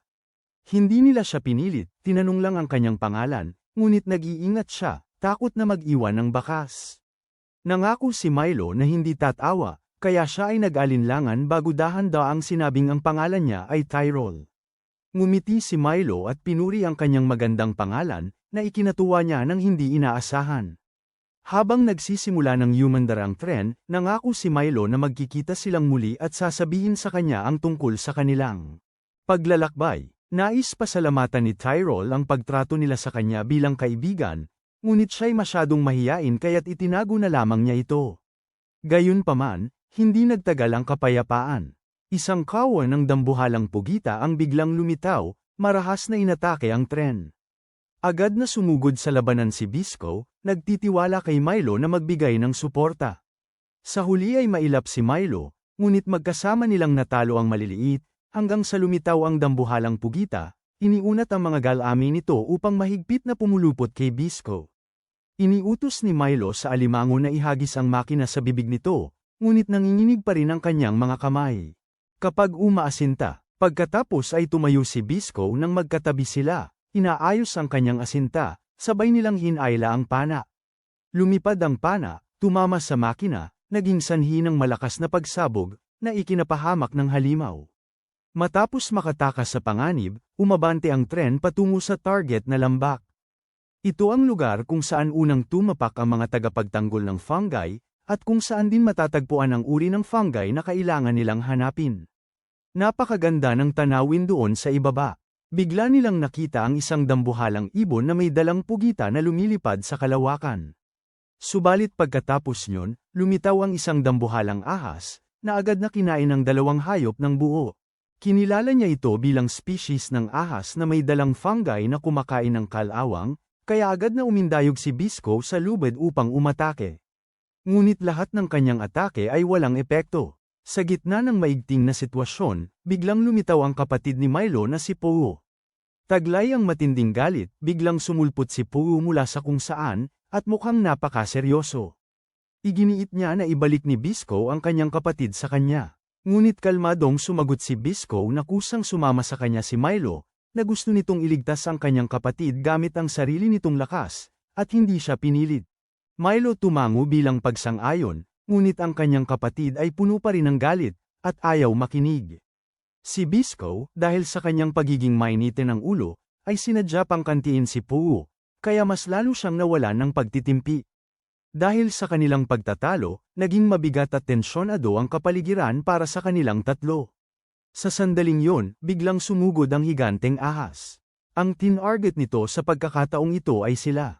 Mabilis na iniurong ni Poo ang kanyang sasakyan upang makaiwas, ngunit napakalakas ng biglaang pag-atake kaya't nakuha siya at nahila palayo. Milo nagulantang, dali-daling pinaandar ang alimango pasulong, sumisigaw ng malakas para sa kanyang kapatid. Sa isang mapanganib na pagtutulungan, itinuro ni Milo ang sasakyan na sumugod ng diretso sa ahas, pinilit ito na luwagan ang pagkakahawak at pakawalan si Poo. Mabilis siyang sinalo ni Bisco, tinulungan siyang makatakas sa panganib, ngunit pagtalon pa lang ng dalawa sa lupa, hindi inaasahang pumulupot ang ahas sa sipit ng alimango, mahigpit itong humawak at hindi bumibitaw. Tense si Bisco, patuloy siyang humihila ng pana at nagpapana, ngunit tila hindi nasaktan ang ahas. Sumigaw si Milo, nakikiusap kay Bisco na magtiwala sa kanya. Mahigpit niyang hinayla ang kwerdas ng pana, maingat na inasinta, at nagpana ng diretso, ang palaso ay tumama sa isang mahina. Lugar, pinutol ang sipit ng alimango na mahigpit na nakakapit. Nakalaya ang alimango, ngunit si Milo ngayon ay nakatayo mismo sa harap ng bibig ng higanteng ahas. Sa sandaling yon ng buhay at kamatayan, parehong kumilos ng sabay sina Bisco at Poo. Sumugod siya ng diretso sa kanyang motorsiklo, habang si Bisco ay tumalon upang dakpin si Milo. Pareho silang bumagsak, napunta sa loob ng bibig ng halimaw. Sa loob ng ahas, mabilis na isinaksak ni Milo at Bisco ang isang tumpok ng fungi sa bibig nito. Nang malakas na sumabog ang fungi, ginamit ni Bisco ang sariling sandata ni Poo upang makalusot mula sa loob, sinira ang ulo ng ahas. Ang dalawa ay nakatakas sa isang tiyak na pagtalon, lumapag ng ligtas sa lupa, basang-basa ng pawis, ngunit ang kanilang mga mata ay nagniningning pa rin sa determinasyon. Muling nakasama ang kanyang kapatid, sa wakas ay naipaliwanag ni Milo ang lahat, ipinaunawa sa kapatid na sumama siya kay Bisco para iligtas ito, hindi dahil pinilit siya. Tiningnan nilang magkasama ang bangkay ng ahas, napansin ng isang kakaibang uri ng kabute na tumutubo sa katawan nito. Tiwala si Milo na ito ang kabute na kumakain ng kalawang na matagal na nilang hinahanap. Namitas si Bisco ng isang kabute at sinubukang kainin ito, ngunit wala itong pinagkaiba sa ordinaryong mga kabute, kaya nagduda siya kung naligaw siya. Ayaw sumuko, kaya nagpa siya si Bisco na humanap pa ng ibang ahas para makumpirma. Naniniwalang hindi siya pwedeng umuwi ng walang dala pagkatapos ng lahat ng pagsisikap na iyon. Gusto ni Milo na magpagamot muna siya, pero ayaw makinig ni Bisco, at itinulak pa si Milo palayo. Sa sandaling yon, may kakaibang natuklasan si Milo. Inilagay niya ang duguan kamay ni Bisco sa kabute, at agad na kakaibang nag-react ang kabute. Nang makita ito, sa wakas ay pinayagan na ni Bisco si Milo na bendaan ang kanyang sugat. May pagtataka na tinanong ni Milo ang blood type ni Bisco, pero hindi alam ni Bisco kung ano ang blood type. Nalaala ni Milo na eksaktong ganoon din ang sinabi ng kanyang lolo at napagtanto niya na ang mga fungi protectors ay walang gaanong kaalaman sa medisina. Mula rito, nagsimulang maghinala si Milo na ang dugo ng mga fungi protectors ay naglalaman ng isang espesyal na sangkap, na siyang nagpapahintulot sa mga kabute na kumakain ng kalawang upang maging epektibo. Sa isang ideyang kumikislap sa kanyang isipan, nag-aatubiling sinabi ni Milo na gusto niyang humingi ng dugo kay Bisco para sa eksperimentasyon. Pinagmasdan ni Poe ang pag-uusap, unti-unting nagbabago ang pananaw niya kay Bisco at sa mga fungi protectors. Tahimik siyang tumingin kay Bisco, na dahilan para mahiya ang binata, mamula, at mabilis na tumalikod. Para maiwasan ang tensyonadong kapaligiran, lumabas siya para ayusin ang kanyang sasakyan. Ngunit habang abala sa paggawa, bigla siyang nakakita ng ilang metal na kawad na bumababa mula sa itaas, kumakabit ng mahigpit sa bangkay ng ahas. Pagtingala, nagulat siya nang mapagtanto na matagal na pala silang sinusundan ni Kirikawa. Hindi siya nagtangkang magtago, lantaran niyang idineklara na ginamit niya ang kanilang grupo para mahanap ang halamang singaw na kumakain ng kalawang. Ang intensyon niya ay makuha ang halamang singaw na ito at ibenta sa gobyerno sa mataas na presyo. Agad namang kinuha ni Bisco ang kanyang pana, at panya na ang lobo kung nasaan si Kirikawa. Ngunit lahat ng palaso ay walang epekto dahil ang lobo ay nababalutan ng isang antifungal na membrana. Nagsimulang mangutya ang kanyang mga tauhan, naniniwalang si Bisco ay masyadong mahina. Ang sugat ang pumihil sa kanya na makagawa ng anuman. Ngunit hindi pinansin ito ni Bisco, lumukso upang magpana ng palaso direkta sa salamin ng control room. Sa sandaling yun, gumanti si Kirikawa, binaril ang isang bala ng kalawang diretsyo sa tiyan ni Bisco. Siya ay bumagsak, umaagos ang dugo, ngunit ang kanyang mga mata ay nanatiling nagliliyab sa determinasyon. Nang makuha na niya ang kanyang gusto, mabilis na nag-utos si Kirikawa ng pag-atres, iniiwan ang lahat. Kinabukasan, muling kumalma ang lahat. Napagtanto ni Poe na wala na siyang magagawa kundi ipagkatiwala ang kanyang kapatid kay Bisco. Ipinagkatiwala niya at iniabot si Milo kay Bisco, saka bumalik mag-isa. Bago umalis, binigyan ni Milo ang kanyang kapatid ng 2 dosis ng gamot, isa para dalhin niya pabalik sa bayan, at isa para sa lolo ni Bisco. Ngunit isinalo niya ang kanyang bahagi para kay Bisco, dahil masyadong malubha ang sugat nito. Kung walang gamot, mabilis itong kakalat. Sa unang pagkakataon, mahina siyang tinawag ni Bisco sa pangalan, Poe, na nagpaantig ng kanyang damdamin. Ngumiti siya bilang pasasalamat, kaya't namula ng husto ang lalaki. Pagkatapos ay bumalik si Poe sa kampo ngunit labis siyang natakot nang malaman na ang lahat ng sundalo sa ilalim ng kanyang pamumuno ay napamahalaan na. Kaagad siyang nahulog sa bitag at nadakip ni Kirikawa. Inilabas pa niya ang lolo ni Bisco bilang hawak, kaya naging lubhang delikado ang sitwasyon. Samantala, nagpapahinga sina Milo at Bisco sa isang kumpletong kubo. Imbes na magpahinga, abala si Bisco sa pakikipaglaro sa alimango, binabaliwala ang sariling sugat, at ipinasa pa ang lahat ng gawain kay Milo. Galit at nag-aalala si Milo, nagluluto habang naiinis na nagrereklamo. Sa sandaling yun, ang pagbabalita ni Kirikawa sa TV ang nagpalamlam sa mukha ni Milo. Nang bumalik si Bisco, pilit nagpakalma si Milo, ngunit hindi maitago ng kanyang mga mata ang pagkabalisa. Napansin ni Bisco na may kakaiba, tinikman niya ang pagkaing bagong luto ni Milo, at agad niyang nadiskubreng may pampatulog ito. Hinala niya na may tinatago si Milo mula sa kanya, pagkatapos ay nahulaan niyang nasa panganib si Poe. Iginiit ni Bisco na alam niya kung saan siya pinigil at gusto niyang agad itong sagipin, ngunit pinigilan siya ni Milo, sinasabing dahil sa malubha niyang sugat, hindi maaaring ipagsapalaran ni Bisco ang ito. Hindi pinansin ni Milo ito, na nagresulta sa isang matinding pagtatalo sa pagitan nilang dalawa. Itinaas pa ni Milo ang pana at palaso upang takutin si Bisco. Naluha si Milo, sinabing hindi niya hahayaang malagay sa panganib si Bisco dahil lang sa pagiging malapit nilang magkaibigan, na hindi pwedeng ipasan ang lahat ng responsibilidad sa balikat ng isang tao. Sa wakas, tahimik na inilabas ni Milo ang datos na inihanda niya ng maaga at ang panlunas. Determinado ang kanyang mga mata, handang humarap sa mga hamon kasama ang kanyang kaibigan, ngunit mabilis siyang napatumba ni Bisco. Naramdaman ni Bisco na medyo naging sobra siya. Kung tutuusin, si Milo ay kanyang kasamahan. Sa isang sandali ng kawalan ng pokus, binigyan ni Milo si Bisco ng isang dosis, at pagkatapos ay nakatulog ito. Matapos maingat na ihiga ang kanyang kaibigan sa kama at kumutan, umalis si Milo ng mag-isa. Determinado siyang iligtas ang kanyang kapatid at si Jabay. Nagpapahinga si Kirokawa sa isang marangyang silid, umiinom ng alak habang naglalaro ng baraha kasama ang kanyang mga tauhan. Ang maputlang dilaw na liwanag na bumababa ay lalong nagpakilabot sa tagpo. Napakadali ng laro, na unti-unting nagpabagot sa kanya. Ang kanyang mapanghamak na tawa ay umalingaw-ngaw sa tahimik na espasyo. Biglang, mula sa dilim, lumitaw si Milo, nakahanda na ang pana.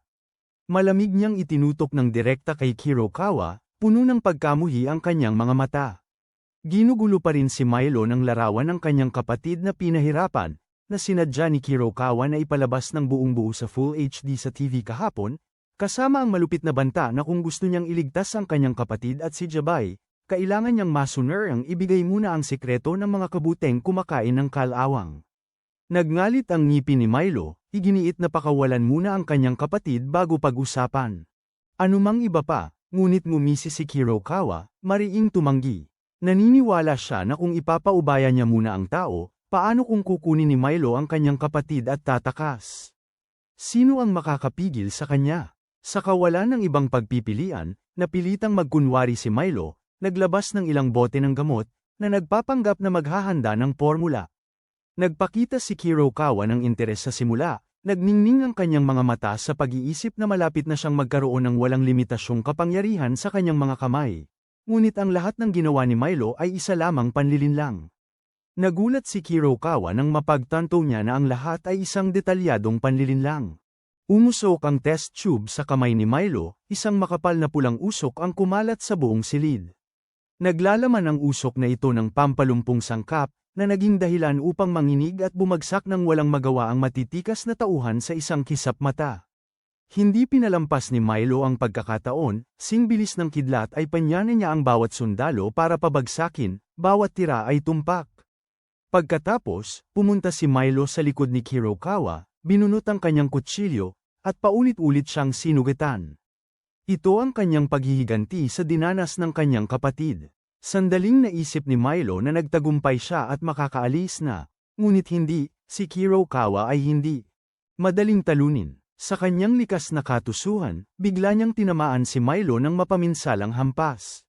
Dugo ang umagos, gulat na napatingin si Milo sa ibaba, na pagtantong siya ay sinalubong ng atake. Hindi doon natapos, gumamit din siya ng isang espesyal na pana para barilin si Milo. Ang panang iyon ay may lason, unti-unting kumontrol sa katawan ni Milo, dahilan para halos mawalan siya ng kontrol sa sarili. Ngumisi ng masama si Kirokawa, inihayag ang isang nakakagulat na sikreto na siya pala ay dating tagapagtanggol ng fungi, kaya nauunawaan niya kung paano gumagana ang mga ito. Hawak ang formula ng fungi na kumakain ng kalawang, siya ang magiging pinakamalakas, pinakamakapangyarihan. Malayo ang paglampas sa lahat ng iba. Inutusan niya si Milo na ihayag ang sekreto, o kaya'y gagawin niya itong sunod sanyeran tulad ng mga sundalong walang kaluluwa. Nagngalit si Milo, binaliwala ang banta, at ganap na tumangging sabihin. Lalo pang nagalit si Kirokawa, naghahanda na magdagdag ng isa pang pana. Bigla, mula sa malayo, hindi inaasahang lumitaw si Bisco. Si Jabay naman sa panahong ito ay nagpapanggap ding tanga upang makahanap ng pagkakataon. Habang pinipigil, matalino niyang ginamit ang isang daga, gumawa ng solusyon para buksan ang kandado, at nagbukas ng daan para makatakas. Nagalit si Kirokawa, itinutok ang kanyang pana kay Bisco, patuloy siyang nangungutya. Patuloy pa ring nanguudyok si Bisco, dahilan upang mapilitang ibunyag ni Kirokawa ang katotohanan na siya ang nagpakalat ng mga tsismis na ang mga tagapagtanggol ng fungi ang nagkakalat ng kalawang upang hatiin ang puso ng mga tao. Nang akmang pipindutin na ni Kirokawa ang gatilyo, ang kanyang braso na may hawak na pana ay napinsala ng tama ni Bisco. Gayunpaman, tuluyan nang nawala ng kontrol si Milo, hindi sinasadyang nagpaputok pabalik, na naging dahilan ng pagkasugat ni Bisco. Sinamantala ni Kirokawa ang pagkakataon upang piliting pumili si Milo. Maaari lamang siyang pumili sa pagitan ng pagbubunyag ng sikreto o pagkitil sa buhay ng kanyang kasamahan sa paglalakbay gamit ang sarili niyang mga kamay. Sa desperadong sitwasyong ito, napilitan si Milo na ibunyag ang sikreto na nakatago sa dugo ng mga tagapagtanggol ng fungi. Ngunit si Kirokawa ay isa palang ganap na impostor. Sa sandaling nalaman niya ang katotohanan, agad niyang ipinakita ang kanyang tunay na kulay, inutusan si Milo na patayin si Bisco. Lumipad ang nakamamatay na pana, ngunit sa mismong sandaling yun, isinapanganib ni Bisco ang kanyang buhay upang saluhin ito gamit ang kanyang bibig at pinapana itong pabalik. Ang pana ay tumama sa mata ni Kurokawa, dahilan upang siya'y sumigaw. Pagkatapos nyon, mabilis na tumubo ang mga kabute sa kanyang katawan, kumalat sa lahat ng dako, na nagtulak sa kanya upang paulit-ulit na ipukpok ang kanyang ulo sa kisame sa matinding kalituhan. Lumabas na lahat ito ay dahil kay Jabay, ang dating guro ni Bisco, na kumilos mula sa anino. Inaktibo niya ang mga fungi para kontrolin si Kurokawa, pagkatapos ay mabilis na iniligtas sina Milo at Bisco. Bago umalis, inutusan niya ang dalawa na tumakbo ng mabilis, habang siya ay muling nanatili upang harangin ang mga sundalo. Sa kabila ng pagtutol ni Bisco, buo pa rin ang pasya ni Jabay na manatili, namamana ng mga palaso at naghahasik ng mga fungi, na naging sanhi upang ang mga sumasalakay na sundalo ay makaranas ng kakaibang pakiramdam na nagpatamlay sa kanila, kaya hindi na sila nakalaban ng epektibo. Matapos makatakas palabas, nagsimulang bumagsak si Milo habang mabilis na kumalat sa buong katawan ang laso ng kalawang. Ang kanyang katawan, nang makitang naghahabol ng hininga ang kaibigan, lumuhad si Bisco, damdamin ng kawalang magawa at kirot na pumupunit sa kanyang puso. Sa sandaling yun, dali-daling dumating ang tapat na higanteng alimango, tinaboy ang natitirang mga sundalo, pinuprotektahan silang dalawa. Bagaman malubhang sugatan din siya, hawak pa rin ni Milo ang kamay ni Bisco, ang nanginginig niyang tinig ay nag-utos kay Bisco na huwag hayaang mawalan ng saysay ang kanyang kamatayan. Si Bisco, sa sakit, ay tanging makalupasay na lamang sa tabi ng kanyang kaibigan. Nagising si Milo sa isang malabong estado. Sa isang maikling panaginip, nakita niya ang sarili na muling nakasama ang lahat, ang kanyang kapatid, ang kanyang lolo, at mga kaibigan, isang maliit at mainit na salo-salo na puno ng tawanan. Ngunit ang larawang yun ay unti-unting lumayo, unti-unting kumukupas na tila natutunaw sa ulap. Nagising si Milo nang bigla, mabilis ang paghinga, at may butil-butil na pawis sa kanyang noo. Ang buo niyang katawan ay nababalutan na ngayon ng benda, bawat puting piraso ay nakakapit ng mahigpit kaya't kahit bahagyang galaw ay masakit na matindi. Ang kanyang mga mata ay natatakpan ng makapal na benda, na nagdulot sa kanya ng pagkalito na tila tuluyan na siyang nahulog sa kadiliman. Ang isiping baka siya ay maging isang bulag na tao na tila isang uri ng alon ng tunog na walang anino. Naalala ni Milo ang Efut Monk, dahilan upang manginig siya sa takot, iniisip ang isang buhay na patuloy na naghihirap sa dilim. Sa tabi niya, nakaupo si Bisco, nagbubulay-bulay, ngunit may kalmadong tinig na nagpapanatag kay Milo na huwag masyadong mag-alala.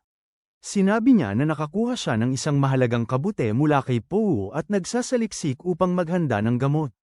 Batay sa pormulang iniwan mismo ni Milo, nagmamadaling nagtanong si Milo kung nasubukan na ba ito ni Bisco sa sarili niya.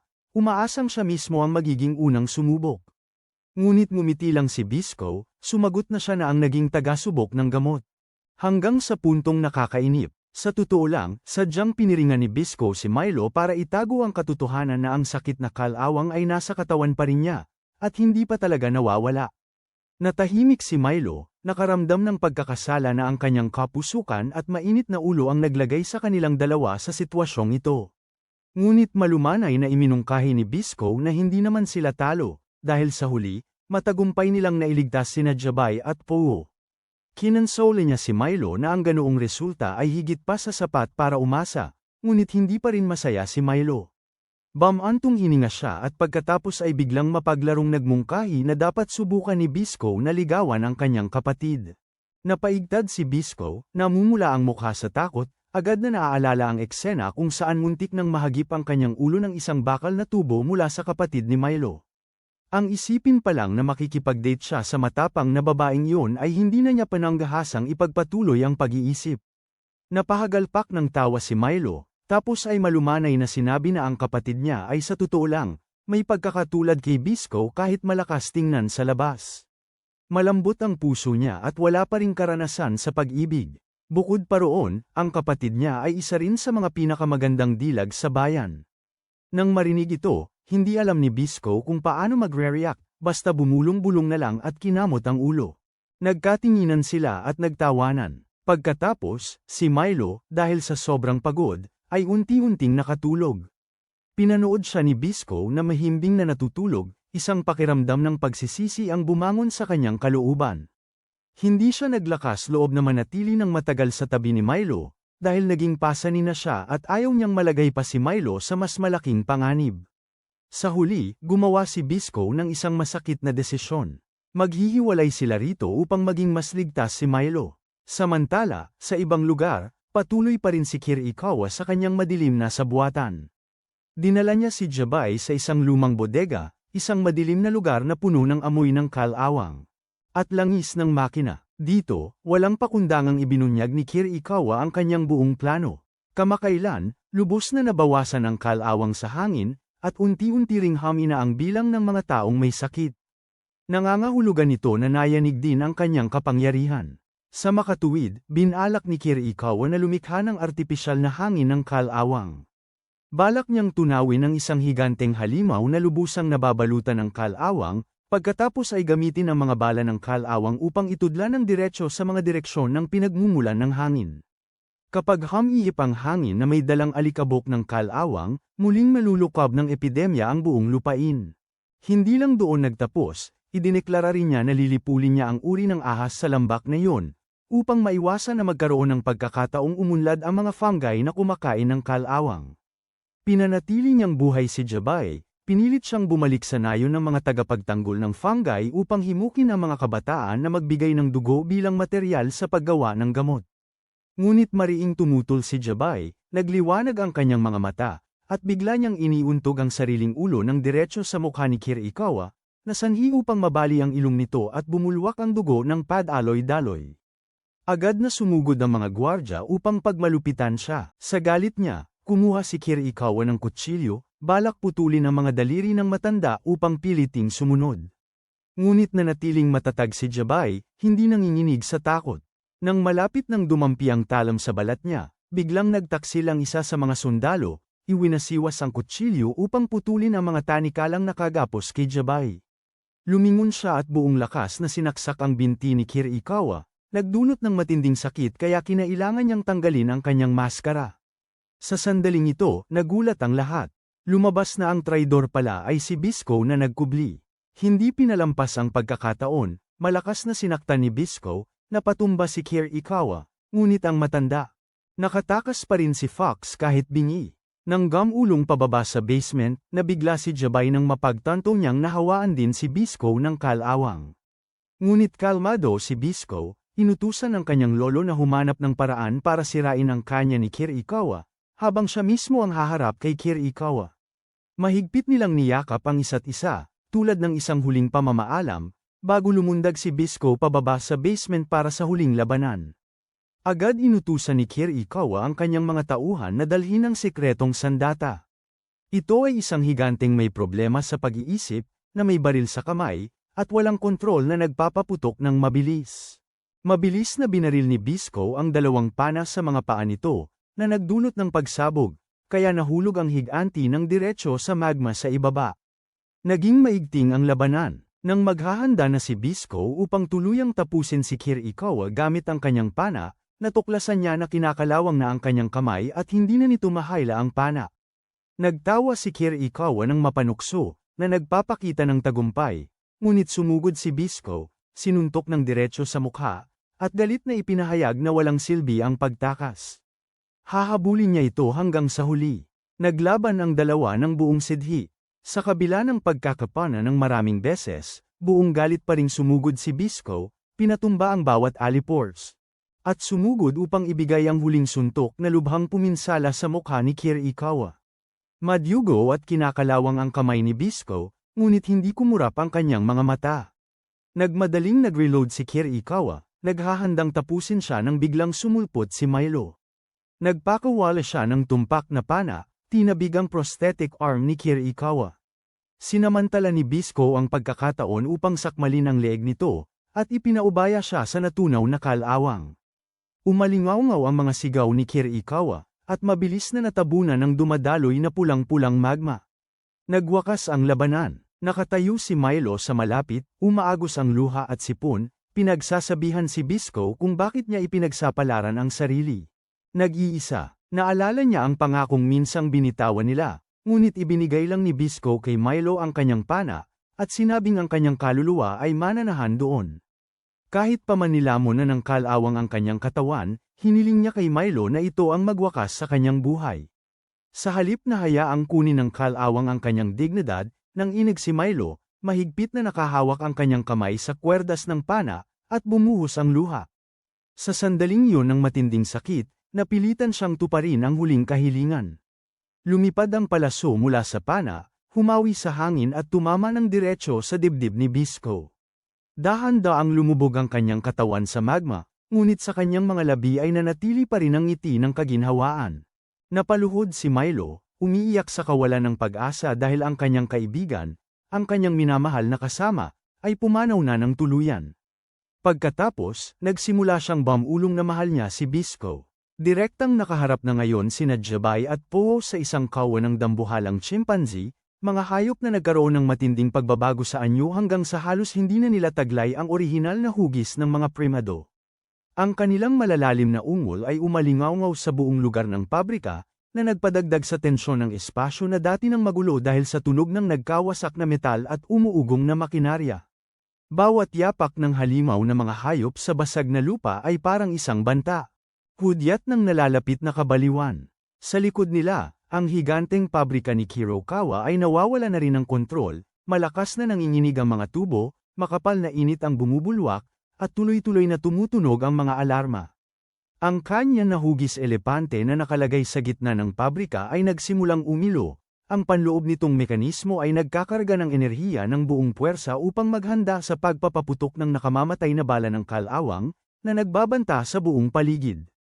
Nakilala ni Jabay ang nalalapit na panganib. Agarang sinabi niya na kailangan nilang pigilan ang kanyong ito agad, kung hindi ay ang lahat ng naririto ay walang pag-asang makaligtas. Sa sandaling yun ng tensyon, biglang sumugod si Poho ng may buong lakas, at agad nitong napabagsak ang dambuhalang unggoy na sumusugod palapit. Sa isang mabilis na galaw, dinaklot niya ang mabigat nitong katawan at inihagis ng diretso sa kanya na hugis elepante. Ang matinding pagkabangga ay naging sanhi upang umindayog, marahas na umuga, pagkatapos ay bumagsak ang buong dambuhalang mekanikal na elepante, dahilan upang mapahinto ang buong proseso ng pagpapaputok. Si Jabay, na ngayoy 70 taong gulang, ay hindi napigil ang mamangha nang makita niya ito.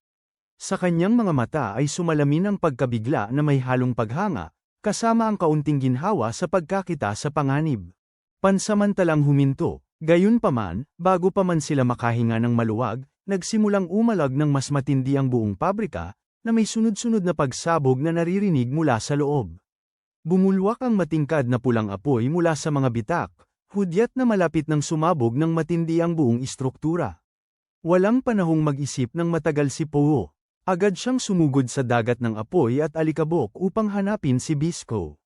Malakas na pumintig ang kanyang puso, bawat hakbang niya ay may dalang marupok na pag-asa na buhay pa ito sa gitna ng kaguluhan. Gayunpaman, nang siya'y dumating, si Milo lang ang kanyang nakita. Mabilis na nagkasuportahan ang dalawa upang tumakbo palabas, halos hindi nakaligtas mula sa pabrika na gumuho ng malalaking bahagi sa likod nila. Muling nakasama nila si Jabay sa labas, na, pagkakita pa lang sa dalawang magkapatid, agad na nagtanong tungkol sa kinaroroonan ni Bisco. Bahagyang yumuko si Milo, nanginginig ang boses habang sumagot na si Bisco ay mananatili na habang buhay sa kanyang puso. Ang maikli ngunit mabigat na pahayag na yun ay agad na napaunawa kina Jabay at Poho kung ano ang nangyari. Hindi na nila kailangan ng anumang karagdagang paliwanag. Sapat na ang malungkot na mga mata at pigil na boses ni Milo upang parehong matahimik ang dalawa. Mahigpit na kinuyam ni Poho ang kanyang kamao, namumula ang kanyang mga mata ngunit hindi makaiyak, habang si Jabay naman ay dahan-daang ipinikit ang kanyang mga mata, malalim na bamantong hininga na tila nilulunok ang lahat ng sakit sa loob. Biglang bamigat ang paligid nila, na tila nawala ng kulay ang lahat, naiwan lamang ang pait ng pagkawala. Pagsapit ng hapong yun, nang unti-unting hamupa ang alikabok, sa wakas ay dumating ang militar at mga pangkat ng tagapagligtas. Agad nilang sinimulan ang kanilang trabaho, nililinis ang pinangyarihan ng labanan na nakakalat ang mga labi ng halimaw at ang mga naiwang bahagi mula sa kakilakilabot na pagsabog ng pabrika. Tahimik na nakatayo si Milo sa harap ng abo, ang kanyang mga matay nakasunod sa mga itim na usok na haligi na patuloy pa ring umaakyat ng pantay. Sa loob niya ay bumalong ang pakiramdam ng kawalan, parehong masakit at may determinasyon, na para bang ang alaala ni Bisco ay magiging gabay na apoy para sa kanya upang sumulong.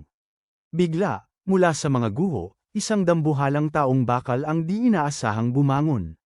Itinutok ng taong bakal na ito ang layunin nito, na magpakawala ng bala sa libis ng mga umiiyak na bata.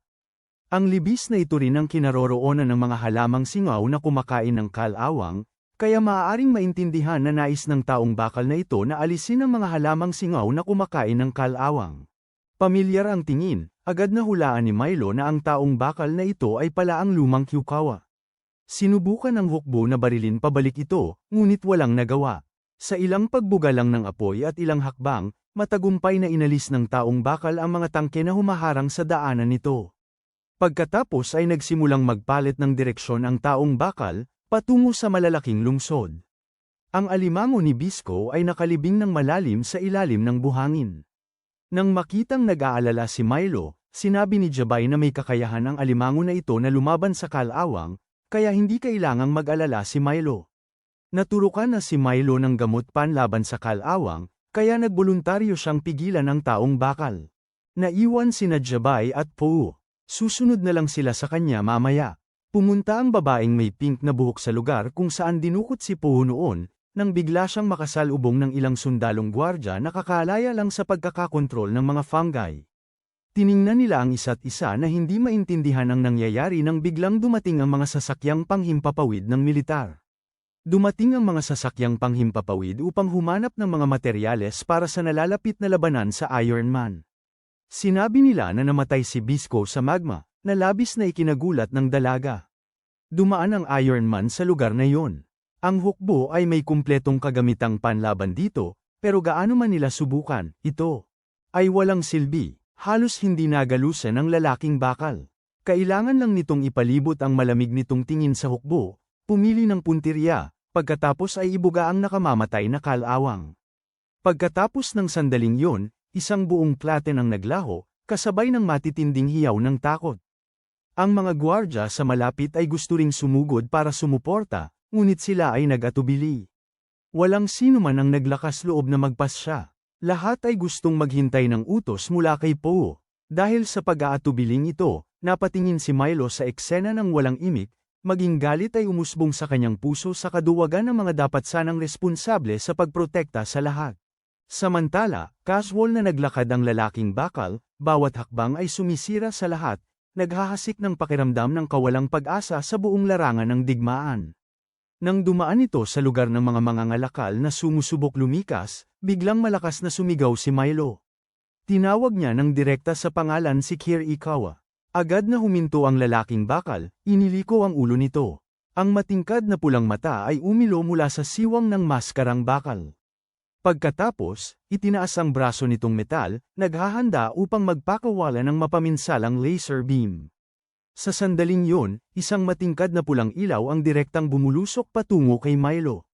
Agad na humadjas ang kanyang katawan sa isang gilid, gamulong upang iwasan ito, nararamdaman ang init ng enerhiya. Ang agos ay damaloy malapit sa kanyang balat. Hindi niya hinayaan ang sarili na maging pasibo, binunot ni Milo ang kanyang pana. Patuloy na ipinana ang mga espesyal na pana na puno ng fungal spores. Hindi tulad ng walang silbing bala, kayang sirain ng fungi ang baluti ng Iron Man, at ang mga bahagi ng metal ay nagsisimulang kalaw-angin ng hindi pantay. Habang nagpapana, nanukso siya ng uyam, at sadyang pinukaw ang galit upang makuha ang atensyon ng kalaban patungo sa kanya. Lumikha ito ng mahalagang espasyo para sa mga kakampi upang magkaroon ng pagkakataong sumalakay muli.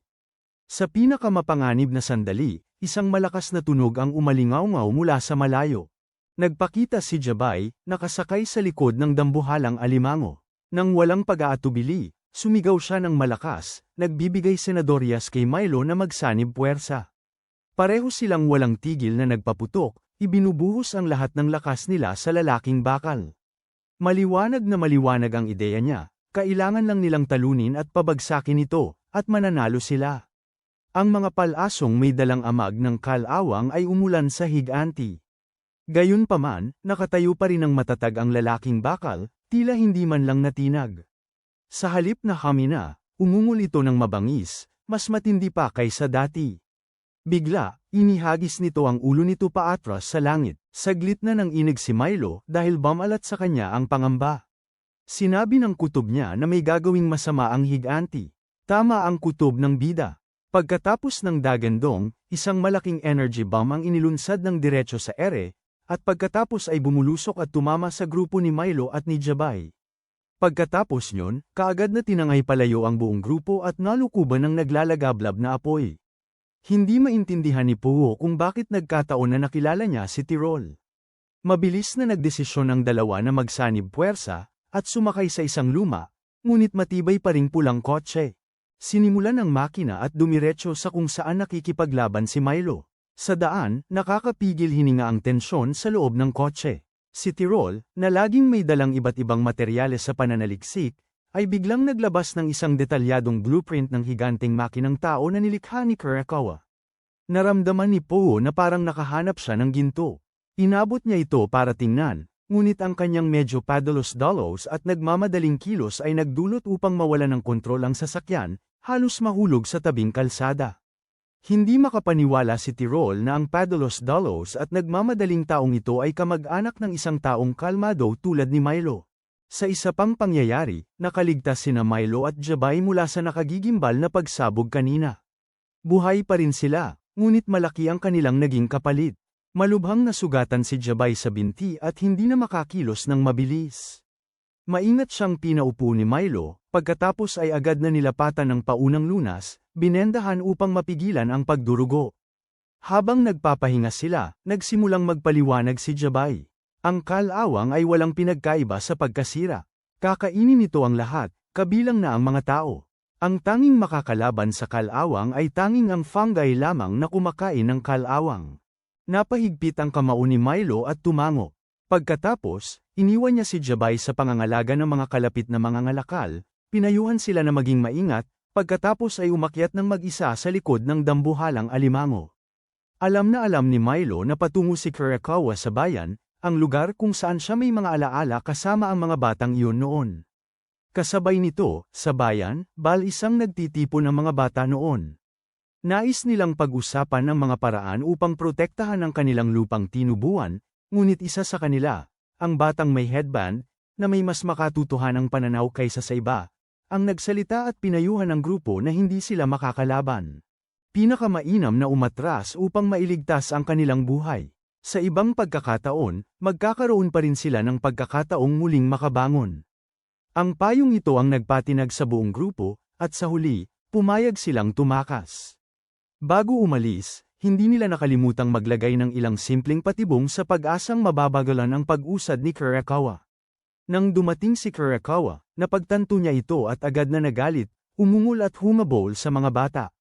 Sa pagkakita ng panganib, buong tapang na nagboluntaryo ang namumunong batang lalaki na humiwalay sa grupo, na natiling upang pigilan ang halimaw upang protektahan ng iba, ngunit habang papalapit na siyang tamaan ng mapanganib na sinag ng laser, nakakagulat. Isang bahagi ng matingkad na pulang kabute ang biglang bumukas, nagsisilbing panangga sa mismong harapan niya. Si Milo yun, mabilis siyang lumitaw, sunod-sunod na nagpapana, parehong nakikipaglaban at sadyang gumagambala upang maakit ang lahat ng atensyon ni Kuro sa kanyang sarili. Ang mga panang may spores ay sunod-sunod na bumaon sa baluti ng taong makina, nagpapakalat ng pulang usok. Malaki ang kakayahan ni Milo sa pagkilos dahil may higanteng alimango siyang sumusuporta. Tuwing lumulundag si Milo pababa, agad na humaharap ang alimango upang seluhin siya. Ang likod nito ay nagsilbing panulak para makagalaw si Milo kahit saan. Parehong umiiwas at sumasagot sa atake ng may matinding liksi. Nang mismong nagiging matindi ang labanan, lumitaw sina Poe at ang mga tropang bantay. Nakisakay sila sa kotse ni Tirol at sa wakas ay nakarating ng nasa oras. Nang makita niyang buhay pa si Milo, labis na natuwa si Tirol, akmang tatakbo papalapit, ngunit itinaas ni Milo ang kamay niya para pigilan siya. Ngayon, kailangan nilang isantabi ang lahat para magtuon sa labanan. Nagpumilit pa rin si Milo na sumugod ng dir-diretso, desididong pigilan si Kurakawa.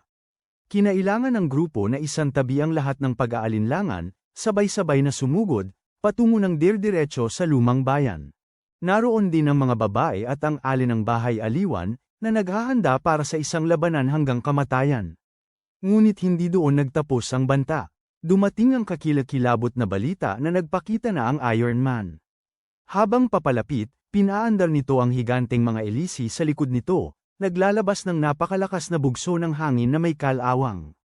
Ang lakas ng hangin na yun ay nagpabagsak sa mga eroplanong militar na parang tuyong dahon. Kahit ang mabibigat na tangke ay tumaob, at naging lumang bakal. Naging magulo ang buong larangan ng digmaan, kumalat ng malawakan ang kalawang, at lahat ng armas ng tao ay walang silbi. Sa kabutihang palad, salamat sa alimango, nakaligtas pa rin ang grupo ni Milo. Nang humagupit ang nakamamatay na hangin, ginamit ng alimango ang buo nitong matabang katawan bilang panangga. Isiniksik pa nga nito ang grupo sa ilalim ng buhangin upang makaiwas sa kapahamakan. Nang umalis lang si Kurakawa, hamukay ito, at ibinalik ang lahat sa ibabaw. Walang panahong magpahinga, agad na nag-iniksyon si Milo ng karagdagang pinagbabawal na gamot upang mapanatili ang lakas. Ipinagkatiwala niya ang kanyang kapatid kay Jabay at sa iba pa, inutusan silang ingatan ito. Para naman sa kanyang sarili, muli siyang sumampa sa likod ng alimango, hinigpitan ang kanyang pana, determinado na habulin si Kurakawa hanggang sa huli. Samantala, inutusan ni Kurakawa ang Iron Man, diretso sa pader ng syudad. Sunod-sunod na pinaputok ng hukbo ang artilleria, ngunit ang lahat ay walang silbi, nag-iwan lamang ng pahapyaw na marka ng sunog sa baluting metal. Nang sasapitin na nito ang isang mapanirang hampas, lumitaw si Milo, panya na ito upang harangan. Nakita rin ng mga tao sa loob ng syudad ang eksenang ito sa pamamagitan ng live na broadcast sa telebisyon. Nagsimula silang magkaroon ng pananampalataya na ililigtas ni Milo ang mundong ito. Si Milo at ang alimango ay sumugod sa pag-atake. Inaktiba ng alimango ang espesyal nitong kakayahan, tumalon ng mataas tulad ng isang ibon, lumilikha ng mga kondisyon para kay Milo na patuloy na magpana pababa. Nagdulot ng makapal na pulang usok na umakyat. Ngunit, sapat na ang isang malakas na paghataw mula sa Iron Man upang ibalikwas ang alimango. Bumulusok si Milo, lumabo ang paningin at unti-unting nawala ng malay, ngunit taglay pa rin niya ang maalamat na likas na ugali para mabuhay. Habang naghihingalo, kumilos pa rin ang kanyang katawan batay sa likas na gawi. Umalsa si Milo, ginamit ang mga fungi bilang pambulusok upang magkaroon ng tulan at tumalon sa likod ng Iron Man. Hinugot niya ang kanyang kutsilyo, paulit-ulit na tinusok ang matigas nitong bakal na balat. May nahugot siya. Biglang bumaliktad ang Iron Man, inihagis si Milo sa isang buwelta. Diretso sa dingding. Isang ordinaryong tao ay matagal nang sumakabilang buhay. Nagulat ang kapatid ni Milo, labis na nag-alala para sa kanyang kapatid. Bigla, mula sa lugar kung saan kakatapos lang hiwain ni Milo ang Machine Man, inilabas ni Bisco ang kanyang kamay. Muli siyang isinilang at nagbalik sa kanila. Mukha itong walang loika, ngunit dahil isa itong anime, tatanggapin na lang muna natin. Tumalon si Bisco mula sa Machine Man, lumipad patungo kay Milo.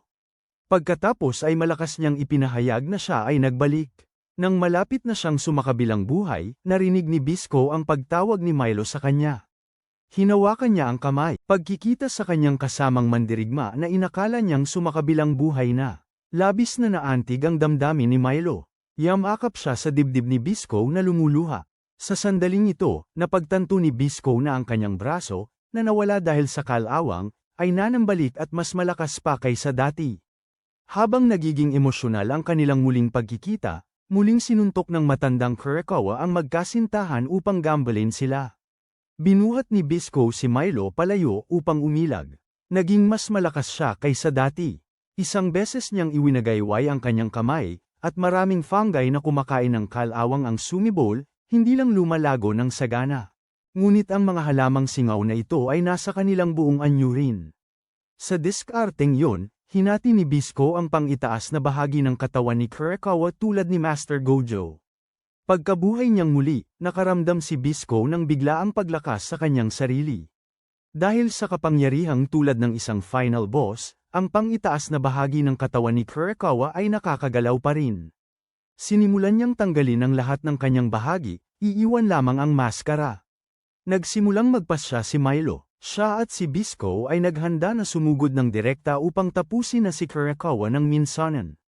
Inilagay ni Jabay, na may determinadong tingin, ang kanyang kamay sa balikat ni Milo, senadoryasan si Milo na sumama.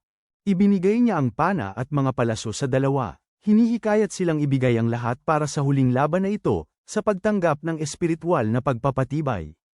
Sabay na sumugod pasulong sina Milo at Bisco. Sa puso ni Milo, bigla niyang naalala ang mga kakaibang particle ng fungi mula taon na ang nakalipas, na minsan ang sumama sa dugo ng higanteng ahas. Nang sumama sa daloy ng dugo ni Bisco, tila nagbago ang mga ito at ginawa siyang ganap na tagalikha ng fungi. Ang natatanging fungi na ito ang may kakayahang sirain at fundamental na labanan ang nakamamatay na kalawang. Hindi niya lubos na nauunawaan ang pagbabagong yun, ngunit alam ni Milo na yon na ang huling pagkakataon nila. Walang pakialam na sumagot si Bisco na hindi pa nila kailangang lubos na maunawaan. Lumaban muna at mag-isip mamaya.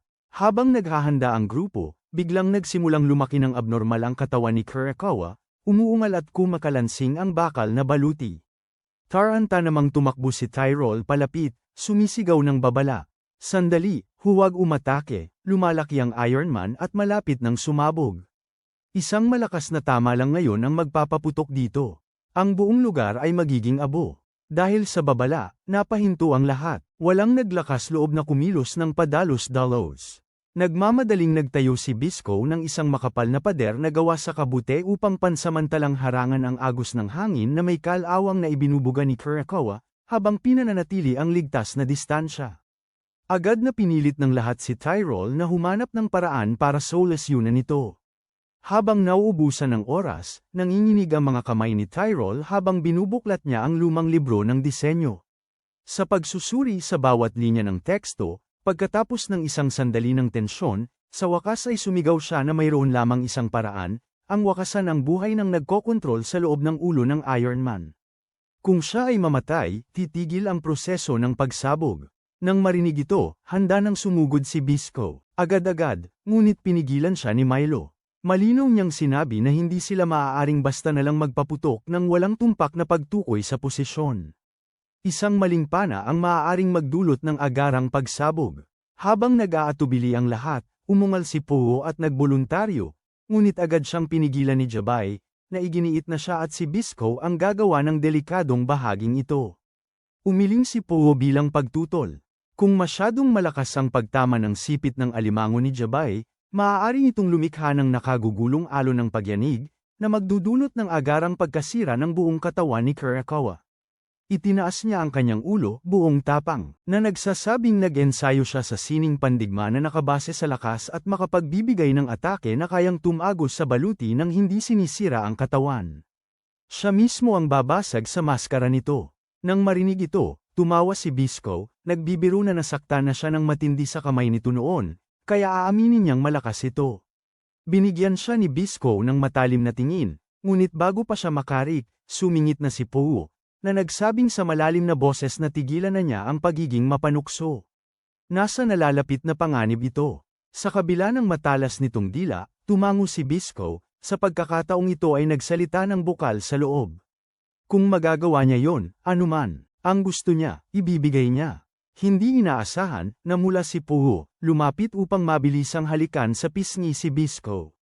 Sa pag-aakalang ito ay paunang bayad, natigilan si Bisco, habang humagalpak sa tawa si Milo, at matibay pang nangako na magkakaroon siya ng isang kahangahangang asawa. Narinig ito, gumawa si Tirol ng dahilan na tapos na ang usapan upang lumayo, iniiwasan ang mapanganib na sona. Sa wakas, pinasugod si Pogo ng diretsyo ni Bisco at ng mga kawal. Nagdausdos siya sa nakamamatay na agos ng kalawang, umilag ng malapitan, saka naghatid ng isang malakas na atake direkta sa maskara ni Kurakawa. Isang putok, ang tunog, nabasag ang takip ng maskara, ngunit pagkatapos noon, isang matinding kontra-atake ang nagpatilapon kay Pogo, mabuti na lang at nailigtas siya ng mabilis na paglikha ni Bisco ng mga fungi para seluhin siya. Nahulog ang maskara, inihayag ang totoong anyo ni matandang Kurakawa. Agad siyang nagpakawala ng matinding sinag ng enerhiya patungo kay Pogo, ngunit si Milo, kasing bilis ng kidlat, ay nagtayo ng pader na gawa sa fungi bilang panangga. Iginuhit ni Bisco ang kanyang pana, ngunit bawat pana ay sinasalubong ng matanda ng iba't ibang sinag ng enerhiya. Sa panahong ito, tumalo ng mataas si Bisco, iginuhit ang kanyang pana upang ilunsad ang huling atake.